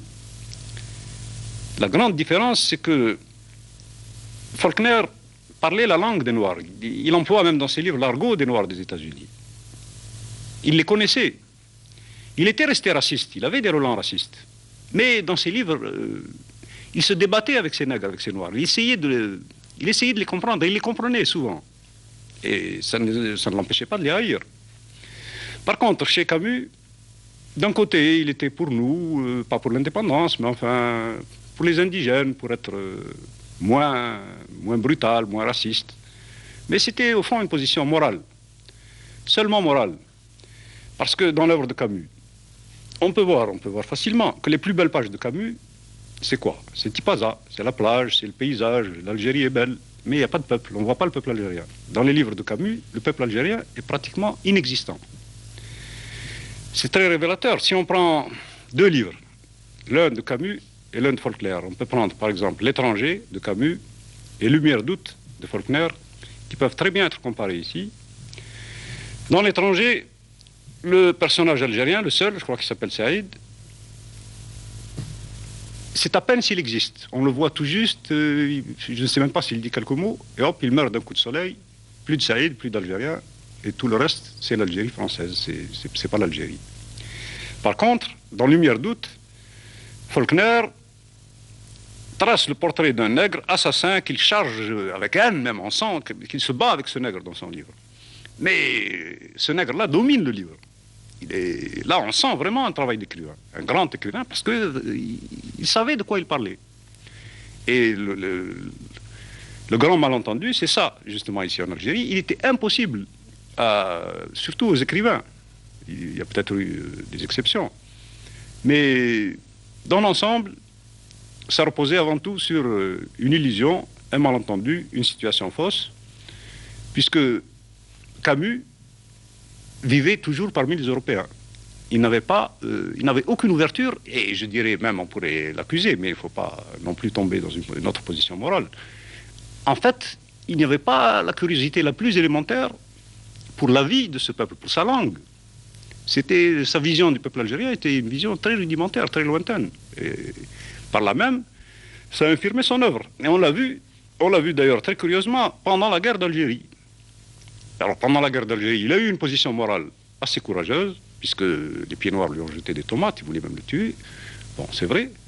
Mais d'un autre côté, à un moment donné, lorsqu'il a eu le prix Nobel, il a eu une parole révélatrice. Et à un moment donné, juste après la remise du prix, il y a eu une conférence, il y avait des journalistes. On lui a posé la question, parce que sa mère était encore ici. Sa mère était encore en Algérie pendant la guerre. Et il en est arrivé à dire, moi, si je dois choisir entre l'Algérie et ma mère, je choisis ma mère. Et à ce moment-là, dans la salle, il y a justement un nommé Saïd, comme le personnage qu'il a tué dans son roman. C'est très curieux. C'est un travailleur algérien qui travaillait là-bas, en Suède, qui se trouvait dans le public et qui lui a dit, moi, je ferai pas la différence entre l'Algérie et ma mère. C'est-à-dire, quand on se sent algérien, on ne viendrait pas à l'idée, il ne pourrait pas venir à l'idée d'un Algérien de dissocier sa mère de l'Algérie. Voilà, le drame, il est là. C'est pourquoi, bon, il faut quand même que les Français comprennent une fois pour toutes que la littérature algérienne, c'est pas Camus, et l'Algérie n'est pas française. Et la littérature est un bon moyen de comprendre. Parler du cinéma colonial, je pense que c'est tellement facile, parce que c'est tellement pauvre, tellement inexistant. Je crois que d'ailleurs c'est le thème un peu de l'émission, la négation d'un peuple par l'image. Les quelques films qui existent sont connus, que ce soit Pepe le Moko, que ce soit le remake de Pepe le Moko Casbah, que ce soit les films sur la Légion. Il n'existe que 2 livres traitant de ce sujet, c'est Caméra sous le soleil et le cinéma colonial. Mais on retrouve les mêmes choses, des lieux communs, à savoir l'arabe fuyant, traître, vu de loin, jamais précis, toujours comme une ombre, ou l'arabe avec un couteau, tuant par derrière, ou alors l'arabe, quand il arrive dans un souk ou il arrive dans un marché, il crie. Il y a une foule d'arabes et ça crie, ils ne parlent pas, ces gens-là, ils crient seulement. Bon. Ça, c'est malheureusement, malheureusement bien sûr, mais c'est logique dans un système colonial, c'est tout ce qui existe comme image de cette période. Mais il y a quand même, dans Pepe le Moko, il y a quand même l'image d'un arabe. Oui, c'est un second rôle, mais... Voilà, c'est un traître. C'est un traître, c'est le billard, comme on dit en arabe, c'est l'agent, et c'est l'une des rares fois où on a donné une image d'un arabe un peu près, il est failant, il est traître, bon.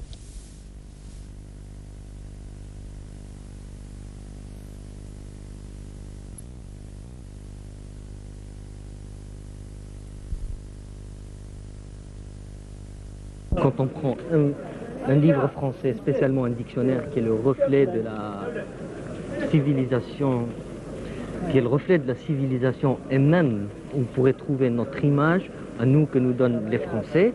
Quand on regarde, on prend par exemple le mot sénite, qui est assez révélateur. Alors, je prends le livre de Tout le dictionnaire. monde sait ce que c'est que sémite. Alors tout le monde sait ce que c'est que sémite. Alors je reprends parce que j'ai l'impression que les gens ne savent pas ce que c'est. Alors sémite dans le dictionnaire dit Sem, fils de Noé, nom donné aux membres d'un ensemble de peuples du Proche-Orient parlant actuellement ou ayant parlé dans l'Antiquité les langues sémitiques. Les plus importantes des peuples sémites, anciens ou modernes, sont les Acadiens, les Amorites, les Aramais, les Phéniciens, les Arabes et les Hébreux. Les Arabes et les Hébreux. Oui. Donc, alors maintenant, on va voir qu'est-ce que veut dire le mot antisémite, qui pour nous veut dire opposé. On est bien d'accord sur ce plan-là. Bon, on va voir ce qu'en pense le dictionnaire. Alors, pour le mot antisémite, alors la définition est très courte, hein, c'est étrange, c'est hostile aux juifs. Alors, puisque être antisémite, c'est être hostile aux juifs. Alors, qu'est-ce que serait être hostile à l'arabe? Tu es un arabe, qu'est-ce qu'on qualifierait ça de quoi? Puisque Oui, tu dis que les arabes, effectivement, sont sémites aussi, et antisémites, c'est uniquement hostile aux juifs, donc d'après toi, d'après le dictionnaire... Non, il y a pas quelque chose, il y a quelque chose qui cloche là. Quand on tue un arabe, on n'est pas antisémite, mais quand on tue un juif, on est antisémite. Les frontières religieuses sont des frontières très sérieuses.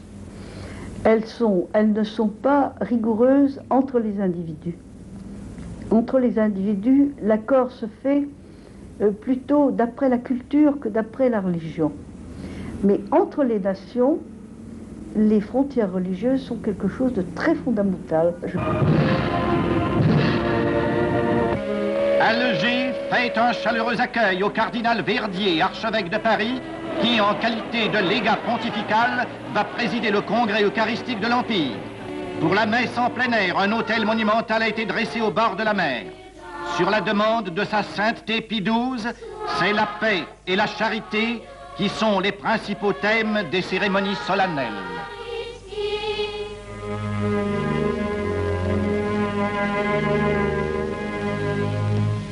Je connais énormément de mariages mixtes, très heureux, entre Français ou Françaises et Algériens ou Algériennes.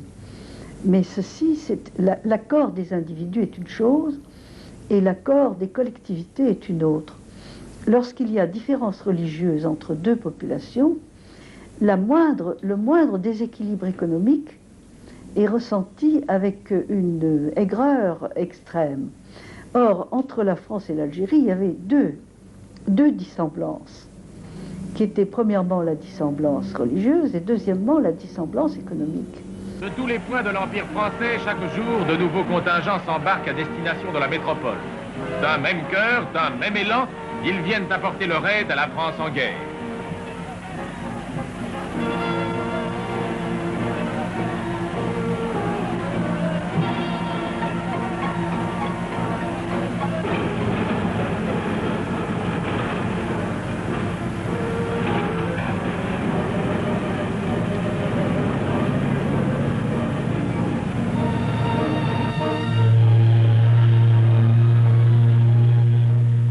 La guerre, c'est le rationnement. Tout était rationné, tout était au marché noir. Il y avait la famine.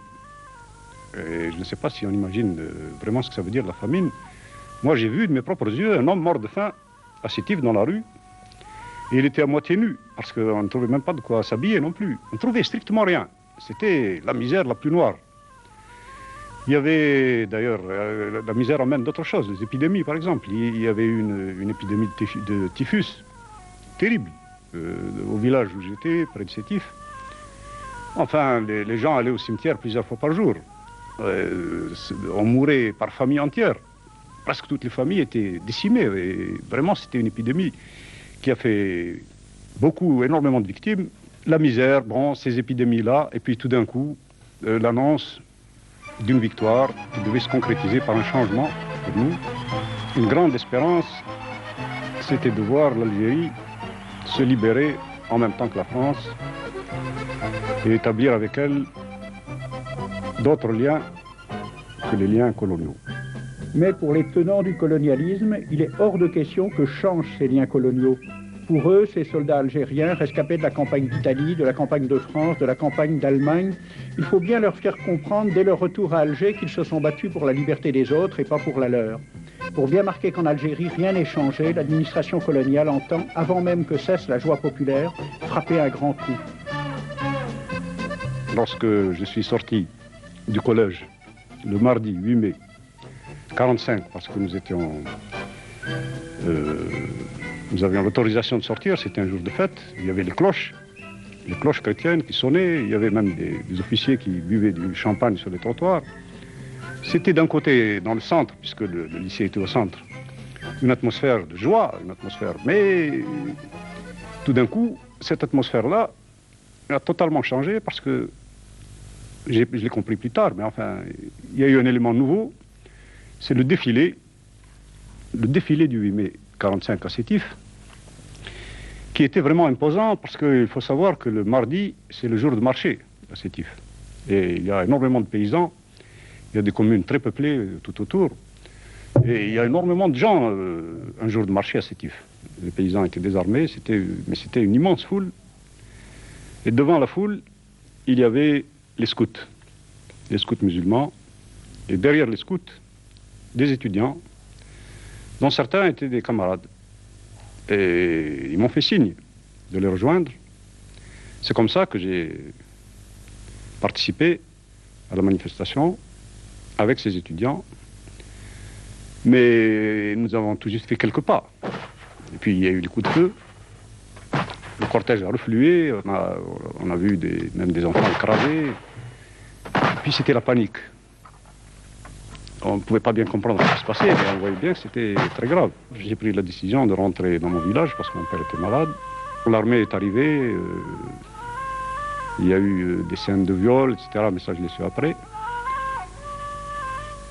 Bref, l'armée a occupé le village, la région, et puis le 13 mai, on est venu me chercher à la maison, à la cité des civils. J'ai été arrêté, conduit à la gendarmerie. Ensuite à Sétif, au camp d'artillerie, où là nous étions quelque chose comme 6000.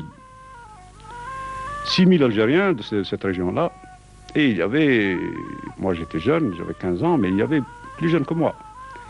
Il y en avait qui avaient 12 ans, des gosses qui avaient été ramassés. C'était une sorte de coup de filet, bon, à la gendarmerie par exemple, dans le village. On avait vu des corps, on avait vu des cadavres pour arriver à la gendarmerie. Et puis on entendait des coups de feu, souvent, surtout la nuit, tout près. Alors tout le monde pensait qu'on allait être liquidé. Bon, les gendarmes et l'armée amenaient tout le temps de nouveaux prisonniers et on comprenait bien qu'il y avait vraiment une vague de répression qui s'est poursuivie après. Et c'est à Sétif, surtout quand on est arrivé au camp, que nous avons commencé à avoir quelques informations et à comprendre l'ampleur du massacre. Face à 103 morts européens, l'administration coloniale annoncera 1150 morts algériens victimes de la répression. Mais si le bilan des morts européens reste stable, le chiffre des morts algériens s'alourdit vite. 7500, dit-on à l'état-major du général Duval. La commission présidée par le général Tubert arrive à 15 000 morts, mais est rappelée avant d'avoir terminé son décompte. La commission algérienne et une commission de l'ambassade américaine arrivent à peu près à un chiffre commun, entre 40 000 et 45 000 victimes algériennes. Oui, c'était vraiment un massacre, un grand massacre. Et il faut comprendre qu'il n'est pas dû au hasard, il n'est pas seulement lié à l'histoire entre l'Algérie et la France, puisque ce massacre, le même, et peut-être encore plus ample, s'est produit à Madagascar, la même année. Et en Indochine aussi. C'est la même politique qui a conduit à ces massacres-là. Puisque en Indochine, le bombardement de Haiphong, le revirement du gouvernement français avec le bombardement par d'Argentieux, l'amiral d'Argentieux, qui traduisait un changement radical de la politique française. Parce qu'après le discours de Brazzaville de Gaulle, on pensait que le gouvernement de la France libre serait pour l'émancipation des colonies. Il y avait des espérances et des illusions dans ce sens. On parlait d'union française. Et quand on a vu le massacre, quand on a commencé à avoir des nouvelles de ce qui s'était passé, par exemple pour ma part, moi j'étais dans la région de Sétif, mais j'avais une grande partie de ma famille à Guelma, dans la région. Et on a appris là que les massacres ont été extraordinairement sauvages. Ils voulaient vraiment nous anéantir, et d'ailleurs les plus cyniques disaient, bon, comme ça on aura la paix pendant 10 ans. Ce qu'ils faisaient, c'était vraiment, ils voulaient atteindre avant tout la jeunesse algérienne. Cette jeunesse qui levait la tête, il la sentait relever la tête. Et à Galma, par exemple, ils se présentaient avec des camions dans les domiciles. Ils prenaient, j'ai eu comme ça beaucoup de camarades d'école, beaucoup de jeunes que je connais très bien, qui avaient le même âge que moi à peu près, et beaucoup d'autres qui ont été ramassés et froidement exécutés par les milices. Alors ces milices, c'était naturellement des milices de colons, mais elles agissaient en rapport étroit avec l'armée. Ça a été vraiment la boucherie. D'autant plus que c'est allé très loin. C'est-à-dire qu'on n'aurait jamais soupçonné tant de haine. Il est vrai que la haine a existé des deux côtés. Mais je crois que là où elle existait le plus, c'est du côté des colonialistes. Par exemple, quand on brûle un greffier qui avait 9 enfants à Kharrata, ils l'ont brûlé, ils l'ont aspergé d'essence et brûlé avec ses enfants. Bon, moi j'ai eu un parent qui a été tué avec sa femme enceinte. Là, justement, l'histoire de ce parent prouve qu'on ne pouvait même pas être neutre. Parce que ce parent-là, au fond, il était neutre, il n'était pas engagé politiquement. Lui, ce qui l'intéressait, c'était la pêche à la ligne. Il travaillait à l'école d'agriculture. Bon, il faisait très bien son travail et puis il allait à la pêche. Voilà. Bon, quand il y a eu des événements, quand la milice de Galma s'est formée, on est allé le prendre, on lui a dit voilà, prends un fusil, on va tuer les Arabes. Bon, lui, il a dit non, pourquoi je vais tuer les Arabes, il n'y a rien contre eux. Bon, ben à ce moment-là, on l'a immédiatement fusillé, sa femme l'a entendu tomber, elle est venue en criant, enceinte, ils l'ont tué, et son fils, 10 ans, pareil, c'était pareil, ça a été, dans toute une région, ça a été ça, systématiquement. Le gouverneur général, c'était un socialiste, c'était le gouvernement de De Gaulle. Et c'est là qu'on a vu l'armée déjà dépasser en quelque sorte le gouvernement, le mettre devant le fait accompli, procéder au massacre, et par là même confisquer le pouvoir aux civils. Et ça, on ne l'a pas assez compris en 1945. Bien, ce qui s'est passé ce jour-là, je crois que ça a été, on pourrait appeler ça les illusions perdues. Nous avons perdu l'illusion que nous pouvions avoir l'indépendance comme ça, octroyée d'en haut, comme un cadeau des Français de gauche. Quant aux colonialistes, eux aussi, ils ont perdu au moins une illusion. Parce qu'ils pensaient que par ce grand massacre, ils auraient la paix pendant 10 ans. Mais quelle paix?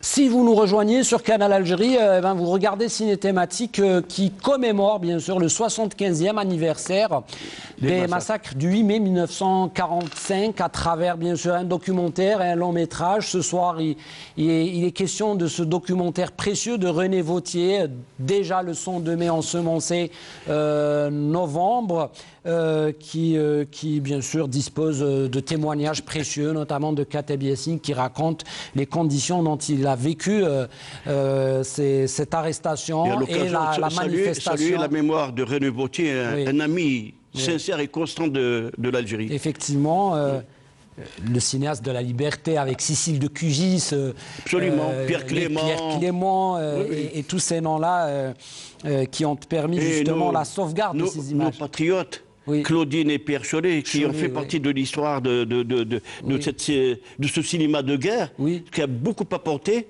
à notre diplomatie. Labodovitch, il ne faut pas l'oublier. Oui, bien sûr. Voilà, on n'oublie pas ces noms. Ce sont bien sûr Chenderli, Rachdi, et puis Behamina et bien d'autres qui ont été dans l'aventure. Mohamed Yazid aussi. Oui, tous les jeunes que le GPRA a envoyés en formation dans les pays de l'Est. Oui. Par Al-Hannej pour le film Les Puisatiers du désert.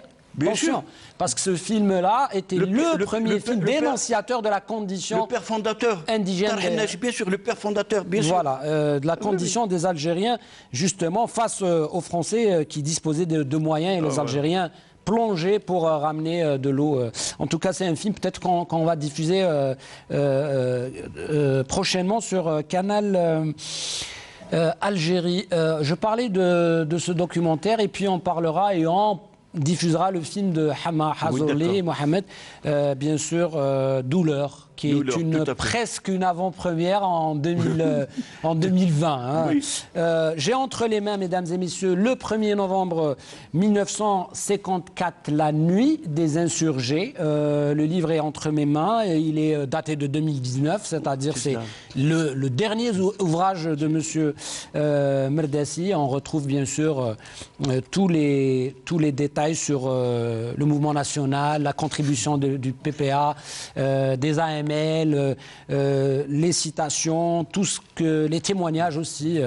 Merci d'abord de rappeler cet ouvrage-là. Moi, j'aimerais juste faire une observation. À l'occasion de cette commémoration très singulière, moi, mon souhait, c'est quoi? C'est qu'en nous inspirant de l'esprit de résistance de nos aînés, qu'on puisse libérer notre histoire. Oui. C'est une petite et modeste contribution. Pourquoi la nuit des insurgés?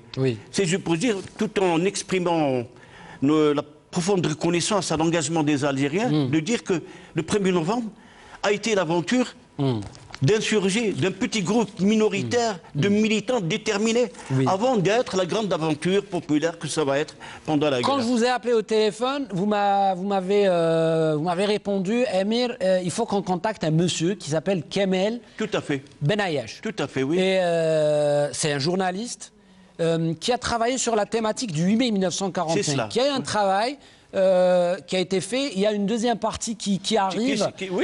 Monsieur Kamel, bonsoir. Merci d'être parmi nous et d'avoir répondu à notre invitation par téléphone en période de confinement et de crise sanitaire, c'est normal. D'abord, bienvenue à vous. Qu'est-ce que vous pouvez nous dire sur cette 75e anniversaire de la commémoration des massacres du 8 mai 1945, déjà au début, et après on parlera de vos travaux. Pardon. Bonsoir, merci pour l'invitation. Oui.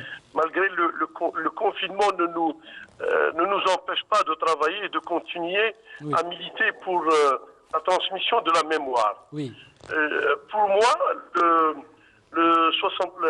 la commémoration du 75e anniversaire des massacres de 8 mai 1945 est une halte, et cette halte nous permet à mon sens, de ressusciter vraiment le plus bel âge. Il y a un problème. Il y a un petit problème de son, je crois. Est-ce que vous m'entendez parfaitement? Est-ce que vous pouvez reprendre un petit peu votre dernier propos? Sinon, on va essayer de vous rappeler. Est-ce que vous pouvez me confirmer, là? Ouais, c'est dommage. C'est dommage, on va essayer de vous rappeler. On va demander à nos amis de la régie, Anabil Tribesh, à Hichem Daoud, d'essayer de faire une liaison et d'établir une liaison convenable et nette pour qu'on puisse entendre. Et c'est normal, il faut écouter les propos, c'est important. On arrive justement au bilan. On arrive à ces chiffres-là effrayants, inhumanistes. Comment peut-on, M. Majid Merdassi, exécuter 45 000 morts en une semaine? Et peut-être même plus. Plutôt 45 000 personnes, pardon. Avant de revenir au bilan, même si c'est des éléments qui sont dans la mémoire collective, il faut rappeler d'abord que les AML appellent à des manifestations pacifiques. Les directives ont été très claires, aucune arme sur les manifestants, algériens. Un slogan, libérer Messali, et un slogan pour l'indépendance. Bon, ça s'est passé. Bon, juste pour rappel, les manifestations se sont déroulées un peu partout en Algérie à l'appel des AML. Je veux citer, il y a des villes comme Khanchnak où les manifestations se sont déroulées pacifiquement, conformément aux orientations des AML. Là où il y a eu le dérapage dramatique, c'est à Sétif. C'est avec Bouzid Saal, qui porte le drapeau algérien, c'est ça? Il porte le drapeau algérien et c'est la police qui est à l'initiative du drame. C'est la police qui tire froidement sur des manifestants désarmés, clairement désarmés. Et effectivement, c'est un peu ça l'embrayeur de ce qui va se dérouler. Et pour revenir à votre question, Amir, sur le bilan, parlons d'abord d'un bilan qui est établi de manière absolument indiscutable, c'est le bilan des victimes européennes. Il s'établit à 103. 103 personnes, hommes, femmes et tout. Et sur ce bilan-là, moi, je voudrais faire une observation. J'ai eu à travailler sur l'ensemble de la presse du département de Constantine, du 9 mai 45 jusqu'à octobre 45. Mais imaginez un peu, vous êtes sur le journal de Sétif, l'un des titres de Sétif, et vous voyez, bon, avis de condoléances, Madame Gonzalez, 38 ans. Comment ne pas avoir de sentiment de compassion pour une jeune dame de 38 ans qui vient de mourir comme ça, et on dit sauvagement assassinée. Ce que je veux dire par là, c'est que nos morts à nous, les morts algériennes, sont des morts anonymes et des morts sans sépulture. Même devant la mort, même devant la mort, on a perdu toute humanité et dignité. Absolument. Même devant la mort, il n'y avait pas d'égalité pour nos Algériens. Même devant la mort, il n'y avait pas ni de son compassion, ni... Et c'est vrai que comment dire, quand c'est là, par exemple, nous avons arrêté le chiffre, bon, institutionnellement, symboliquement, à 45 000. Mais les observateurs anglo-saxons ont parlé de 80 000. Le général Tuber qui avait été chargé... C'est une commission américaine qui a porté un chiffre assez... De 80 000 victimes. Le général Tuber, officier français, chargé d'enquêter sur les événements, a donné les chiffres de 15 000. Mais l'enquête de Tuber a été interrompue, comme chacun sait. Et le problème que pose le bilan de 45, il est très simple.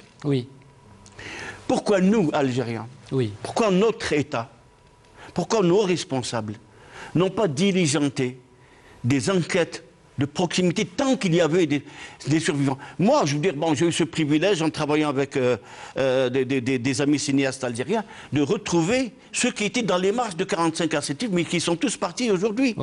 Pourquoi nous n'avons pas bilanté auprès des familles de Sétif, de Kharrata, de Ain Kbira? Là, on aurait eu les listes. On aurait les situations. Heureusement, on a par exemple des témoignages vivants comme celui de Kateb Yassine ou celui de Belaïd Abdeslam et tout bon d'autres qui ont vécu ça. Pourquoi nous n'avons pas fait le bilan des massacres? Monsieur Kamel Benayeche, je sais que vous êtes là à écouter l'émission et en même temps, voilà, il y a eu ce problème de liaison. Est-ce que maintenant on peut vous écouter et continuer ce que vous étiez en train de dire tout à l'heure? Oui. Je voudrais, si vous voulez, si vous permettez, je voudrais rebondir sur deux choses intéressantes qui ont été dites par mon ami et mon ami Majid Merdassi. À propos des bilans, moi, dans mon premier travail, Sétif, la fosse commune, j'ai donné, j'ai fait de ces fantômes des victimes qui ont maintenant une sépulture et des noms. Et puis, pour ce qui est du bilan, moi, je ne fais pas dans la comptabilité macabre, mais depuis 2005, je suis en train de fournir, et d'année en année, les noms des victimes qui ont été tuées dans toutes les régions du Nord constantinois. Donc, je ne dirais pas un premier bilan, mais des centaines de noms ressurgissent. Et puis, ils sont consignés dans mon premier ouvrage. Dans le deuxième, il va y avoir d'autres explications, d'autres preuves sur ce que j'appelle, moi, le bilan macabre.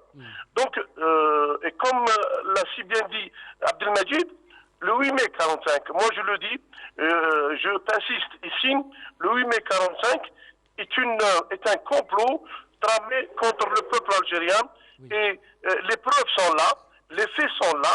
Dans le deuxième ouvrage, qui sortira, Inch'Allah, avant la fin de l'année 2020, il y aura des informations non seulement inédites, mais qui vont être publiées pour la première fois. Je vais parler aussi, et je consacre à ce chapitre, à ce thème et à cet élément concernant les victimes, tout un chapitre. Et je voudrais mettre l'accent l'accent sur les principaux commanditaires et auteurs de cette tragédie, et qui ont tout fait pour occulter les massacres commis, à savoir le préfet de Constantine, Lestrade Carbonel, le général Raymond Duval, le général Henri Martin, coordinateur des forces terrestres de l'Afrique du Nord Et aussi, je n'oublierai pas Yves Châtaigneux, le gouverneur général, et le principal architecte de la tragédie de mai 45, à savoir le secrétaire général du gouvernement d'Algérie, Pierre Gazan. Oui. Moi, je le dis et je le redis, mai 45 a été et demeure un complot contre le peuple algérien, et les preuves sont là. Une partie a été présentée dans le premier ouvrage, la deuxième, avec plus de détails, plus d'éléments, plus de documents, sera fournie et sera mise à la disposition de nos lecteurs.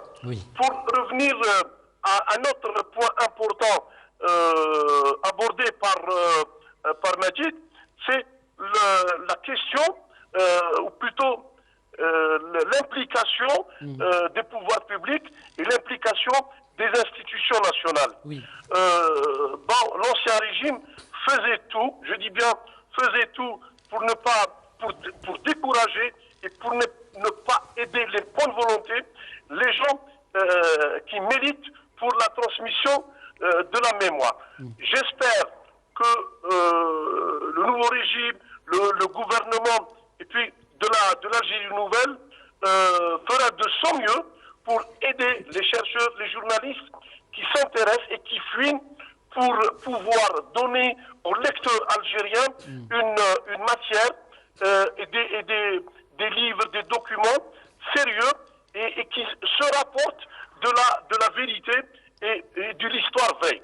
Je ne sais pas ce que j'ai répondu à votre question. Merci beaucoup, Monsieur Kamel Benayesh, d'avoir intervenu sur, bien sûr, cette thématique de la commémoration des massacres du 8 mai 1945.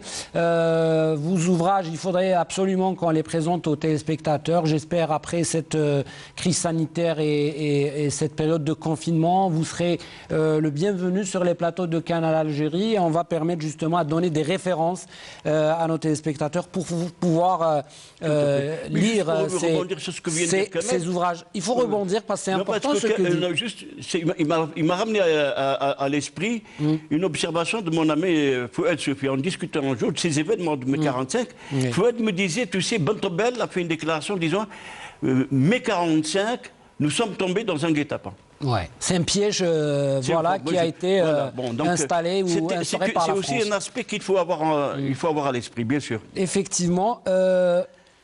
Voilà, quand on parle des méthodes, les méthodes, elles sont connues. Hein.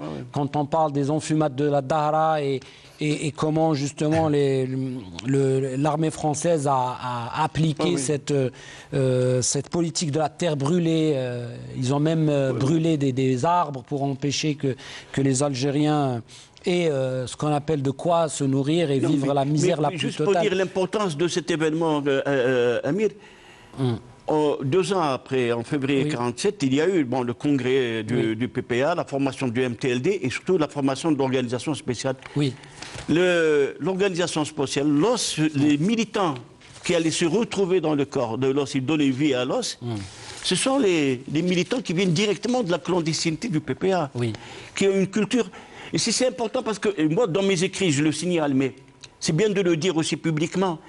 La culture militante PPA n'est pas du tout la culture militante MTLD. La culture MTLD, c'est celle de la négociation, du débat public, de l'élection, du scrutin, du meeting. La culture PPA, c'est une culture de l'obscurité, du silence, de la vigilance, et formatée autour de l'idée d'aller à la confrontation pour l'indépendance. Et cette culture PPA, c'est la souche de ceux qui vont faire le 1er novembre par la suite. Alors, si vous voulez tout savoir et partager les idées et bien sûr les recherches de M. Majid Merdassier, la nuit des insurgés, c'est justement consacré aux conditions de lancement de l'insurrection du 1er novembre 1954. Merci beaucoup parce que le temps nous file. Je sais qu'à travers cette émission, on ne peut pas tout aborder. Il faut un plateau avec des historiens, avec des spécialistes de l'histoire. En tout cas, on a juste tenté d'éclairer le public sur ces événements, notamment la jeune génération qui peut avoir accès à ces documentaires et à ces films qui peuvent aider à la compréhension de ces faits historiques qui ont mené justement à la libération de l'Algérie et à la construction de cette grande nation. C'est franchement et sincèrement, moi, de vous remercier, parce que vous ne pouvez pas imaginer comme le sentiment qu'on peut avoir de reprendre la parole après en avoir été privé. Voilà, donc... Et vous savez très très bien qu'aujourd'hui, vous êtes au sein de la télévision publique, monsieur, et qu'aujourd'hui, la télévision publique donne la voix et tout simplement est dans la déontologie et dans l'éthique du métier du journalisme et ne se permet pas la censure. Et à l'ombre de ce qu'a dit bien sûr le président de la République sur la liberté de la presse et la garantie de la, si vous permettez-moi, je voudrais conclure, vous êtes le bienvenu. Conclure sur ce mot, que la télévision publique s'inspire de la proclamation du 1er novembre. Dans la proclamation du 1er novembre, il est dit l'indépendance nationale par les libertés sans tenir compte de l'appartenance confessionnelle ou de race. Les libertés sont inscrites au fronton du 1er novembre. Tant que les libertés ne sont pas consacrées pleinement, l'esprit du 1er novembre doit primer sur toute considération. Merci beaucoup, M. Abdelmajid Merdassi. Tout de suite, mesdames et messieurs, vous avez rendez-vous avec le film de Hama Hazourli, Mohamed Hazourli. Nous, les intimes, on l'appelle Hama, c'est comme ça. C'est notre ami. C'est notre ami, c'est fraternel, c'est la gentillesse, c'est sa sympathie, c'est son amabilité en tout cas. On te salue, on salue tous les habitants de la Wilayat Constantine. Bien sûr, le scénario est de Saleh Bousselois, c'est ça? Oui, tout à fait. C'est ça, je me suis pas trompé, non? Le directeur de Bousselois, effectivement. Avec un casting de oui, Hassan Benzerari, Hassan Lefgoun, Antar le premier rôle cinéma, Karer, Mohamed Foughali, bien sûr Hazourli Mahjouba et Abdelhamid Habbati à qui on rend hommage ce soir après sa disparition. C'est un film passionnant, il faut le regarder sur Canal. Quant à moi, je remercie toute l'équipe du Studio 1 qui nous a soutenus ce samedi soir, à leur tête Nabil Tribesh, à la coordination bien sûr M. Hicham Dao, Radia Bouamra au Scriptana, Boub le chef d'unité et bien sûr la direction de Canal Algérie qui nous encourage. Prenez soin de vous, restez chez vous et prenez soin de vos proches aussi. Au revoir, à la semaine prochaine.